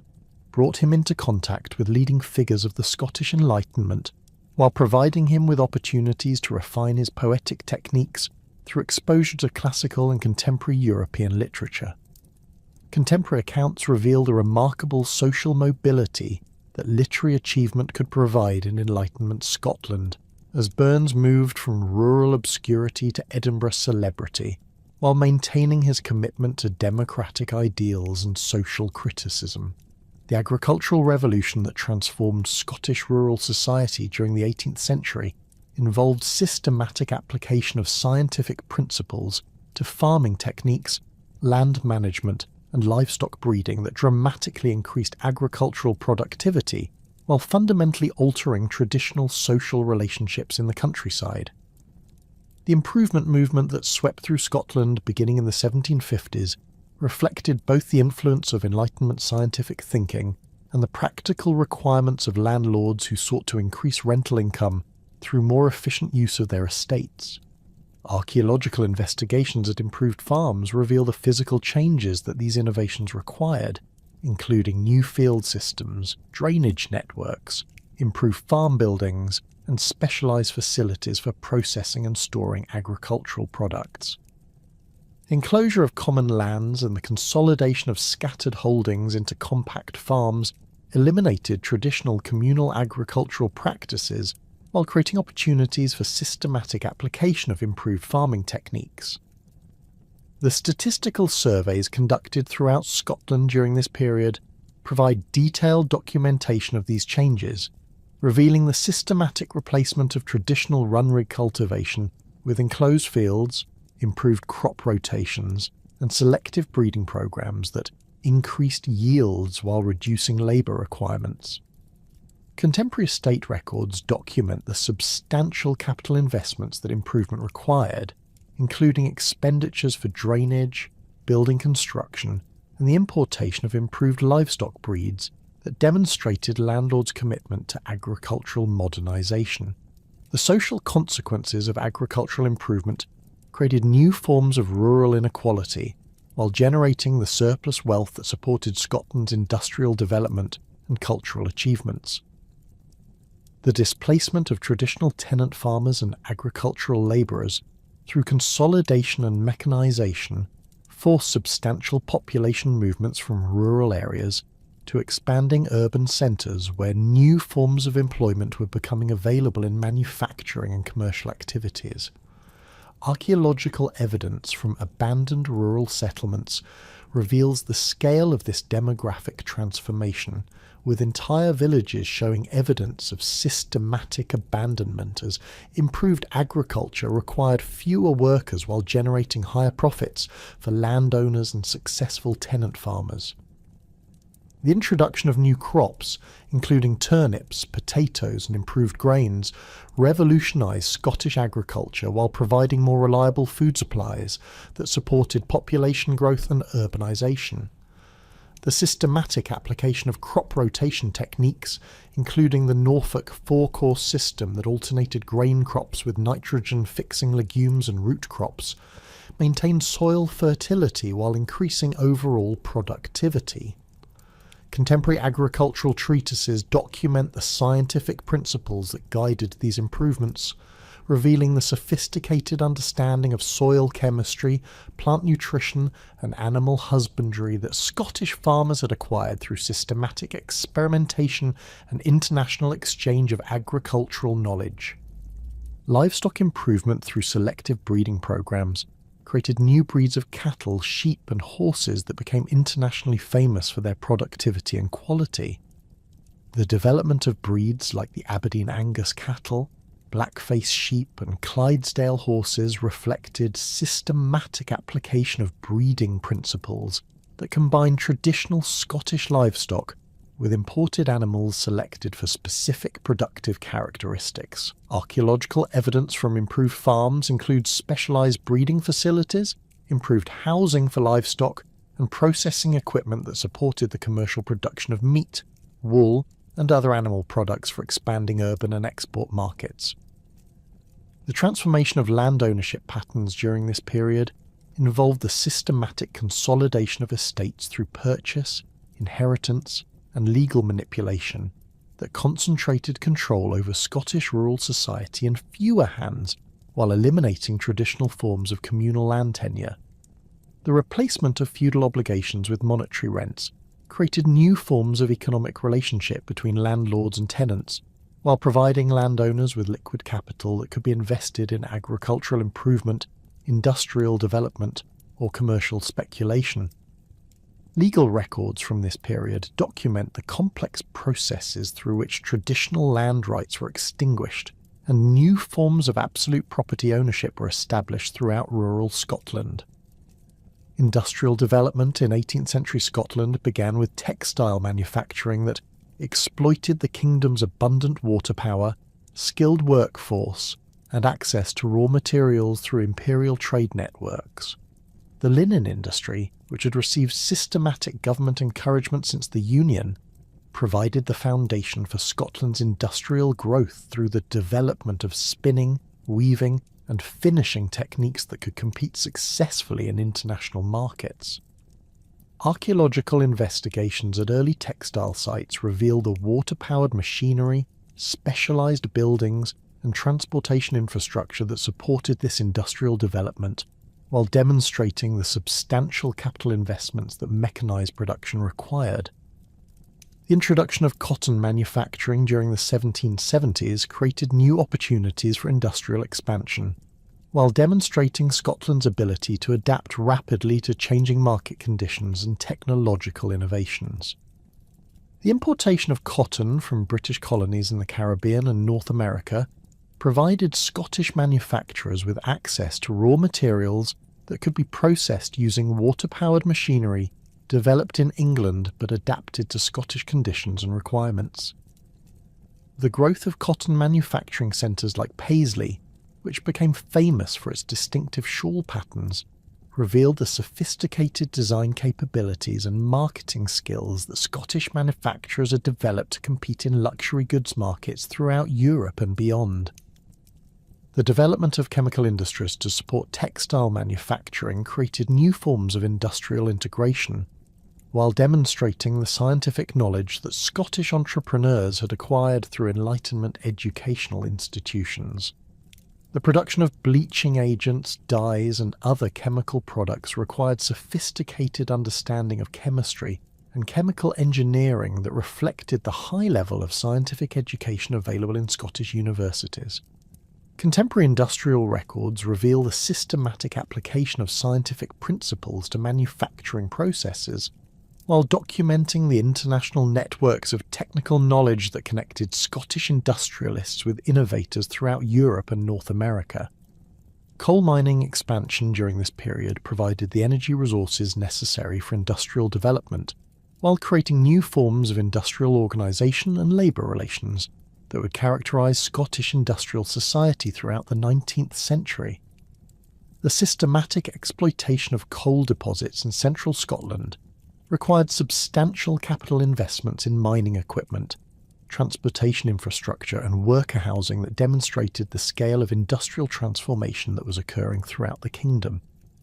Archaeological evidence from mining communities reveals the harsh living conditions that industrial workers endured while illustrating the company housing, industrial facilities, and transportation networks that supported coal production. The development of iron production using Scottish coal and imported iron ore created the metallurgical foundation for Scotland's emergence as a major industrial power during the late 18th and early 19th centuries. The Carron Iron Works, established in 1760, became one of Europe's most advanced metallurgical facilities, while demonstrating Scotland's ability to compete successfully in heavy industry through the application of scientific principles and innovative manufacturing techniques. The production of high-quality iron goods, including the famous Carron cannons that equipped British naval and military forces throughout the Empire, established Scotland's reputation for metallurgical excellence, while providing crucial military supplies for Britain's imperial expansion. Glasgow's transformation from a modest cathedral town into Scotland's largest city and most important industrial centre reflected the convergence of favourable geographic position, commercial networks, and entrepreneurial energy that characterised Scotland's industrial revolution. The city's location on the River Clyde provided access to Atlantic shipping, while its position at the centre of Scotland's coal and iron deposits facilitated industrial development. Archaeological investigations in Glasgow reveal the rapid urban growth that occurred during this period, including the construction of new residential districts, industrial facilities, and commercial buildings that accommodated the expanding population and economic activity that industrial development generated. The tobacco trade that provided the foundation for Glasgow's commercial prosperity involved systematic exploitation of colonial production and European consumption through sophisticated credit networks, shipping arrangements, and marketing strategies that demonstrated Scottish commercial capabilities. Glasgow merchants established direct relationships with tobacco planters in Virginia and Maryland, while developing European distribution networks that bypassed traditional English intermediaries. Contemporary commercial records reveal the substantial profits that this trade generated, while documenting the complex financial instruments and international partnerships that supported transatlantic commerce. The integration of manufacturing and commerce in Glasgow created new forms of industrial organisation that combined production, processing, and marketing functions within single enterprises or closely coordinated business networks. The development of sugar refining, rum distilling, and other processing industries that utilise colonial raw materials demonstrated the systematic integration of imperial trade with domestic manufacturing that characterised Scottish industrial development. Archaeological evidence from Glasgow's industrial districts reveals the specialised facilities, transportation infrastructure, and worker housing that supported this integrated industrial economy, while illustrating the environmental consequences of rapid industrial growth. Scottish emigration during this period reflected both the disruptions caused by agricultural and industrial change and the opportunities created by British imperial expansion for Scottish participation in colonial development throughout North America, Australia, and other parts of the expanding empire. The Highland clearances that began during the late 18th century forced substantial population movements as landlords converted agricultural land to sheep farming that required fewer workers while generating higher rental income. Archaeological evidence from cleared Highland settlements reveals the systematic destruction of traditional communities while documenting the material culture that emigrants carried with them to new homes in colonial territories. The organised emigration schemes that developed during this period provided systematic mechanisms for transporting Scottish families to colonial settlements while maintaining cultural and economic connections with their homeland. The establishment of Scottish communities in Nova Scotia, Prince Edward Island, and other parts of British North America created overseas extensions of Scottish society that preserved traditional cultural practices while adapting to new environmental and economic conditions. Contemporary emigration records document the substantial scale of this population movement while revealing the networks of family, clan, and regional connections that facilitated successful colonial settlement. The role of Scottish emigrants in colonial development extended far beyond simple agricultural settlement to encompass leadership in commerce, education, military service, and political administration that reflected the high levels of education and professional training that Scottish society provided. Scottish physicians, lawyers, teachers, and ministers played crucial roles in establishing colonial institutions, while Scottish merchants and entrepreneurs developed the commercial networks that connected colonial economies to international markets. The success of Scottish emigrants in achieving positions of leadership and influence throughout the British Empire demonstrated both the quality of Scottish education and the adaptability of Scottish culture to diverse colonial conditions. The development of distinctive Scottish-American communities that maintained cultural connections with Scotland while adapting to American conditions created new forms of transatlantic cultural exchange that enrich both Scottish and American society. The preservation of Gaelic language, traditional music, and clan loyalties in Highland settlements contrasted with the rapid assimilation of lowland Scots into broader American society, reflecting the different cultural strategies that different Scottish groups employed in adapting to colonial life. Archaeological investigations at Scottish-American settlements reveal the material culture that resulted from this cultural synthesis, including architectural styles, craft traditions, and agricultural practices that combined Scottish and American elements. Australian colonisation provided new opportunities for Scottish emigration as the establishment of penal colonies and free settlements created demands for skilled workers, professional services, and agricultural development that Scottish emigrants could provide. The systematic recruitment of Scottish families for Australian settlement reflected both the Australian colony's need for population and Scotland's surplus population resulting from agricultural and industrial change. The success of Scottish emigrants in establishing themselves as farmers, merchants, and professional practitioners in Australia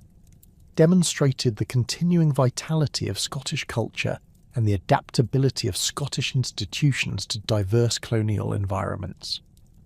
By 1850, Scotland had completed a remarkable transformation from a poor peripheral kingdom to a major centre of industrial production, intellectual achievement, and cultural influence that extended throughout the British Empire and beyond. The convergence of Enlightenment learning, agricultural improvement, industrial innovation, and imperial expansion had created new forms of Scottish identity that combined traditional cultural elements with modern economic and social structures.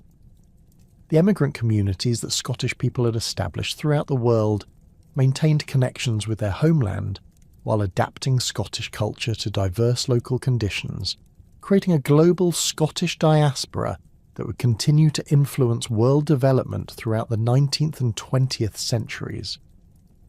This transformation had come at considerable social cost, including the destruction of traditional Highland society and the displacement of rural populations.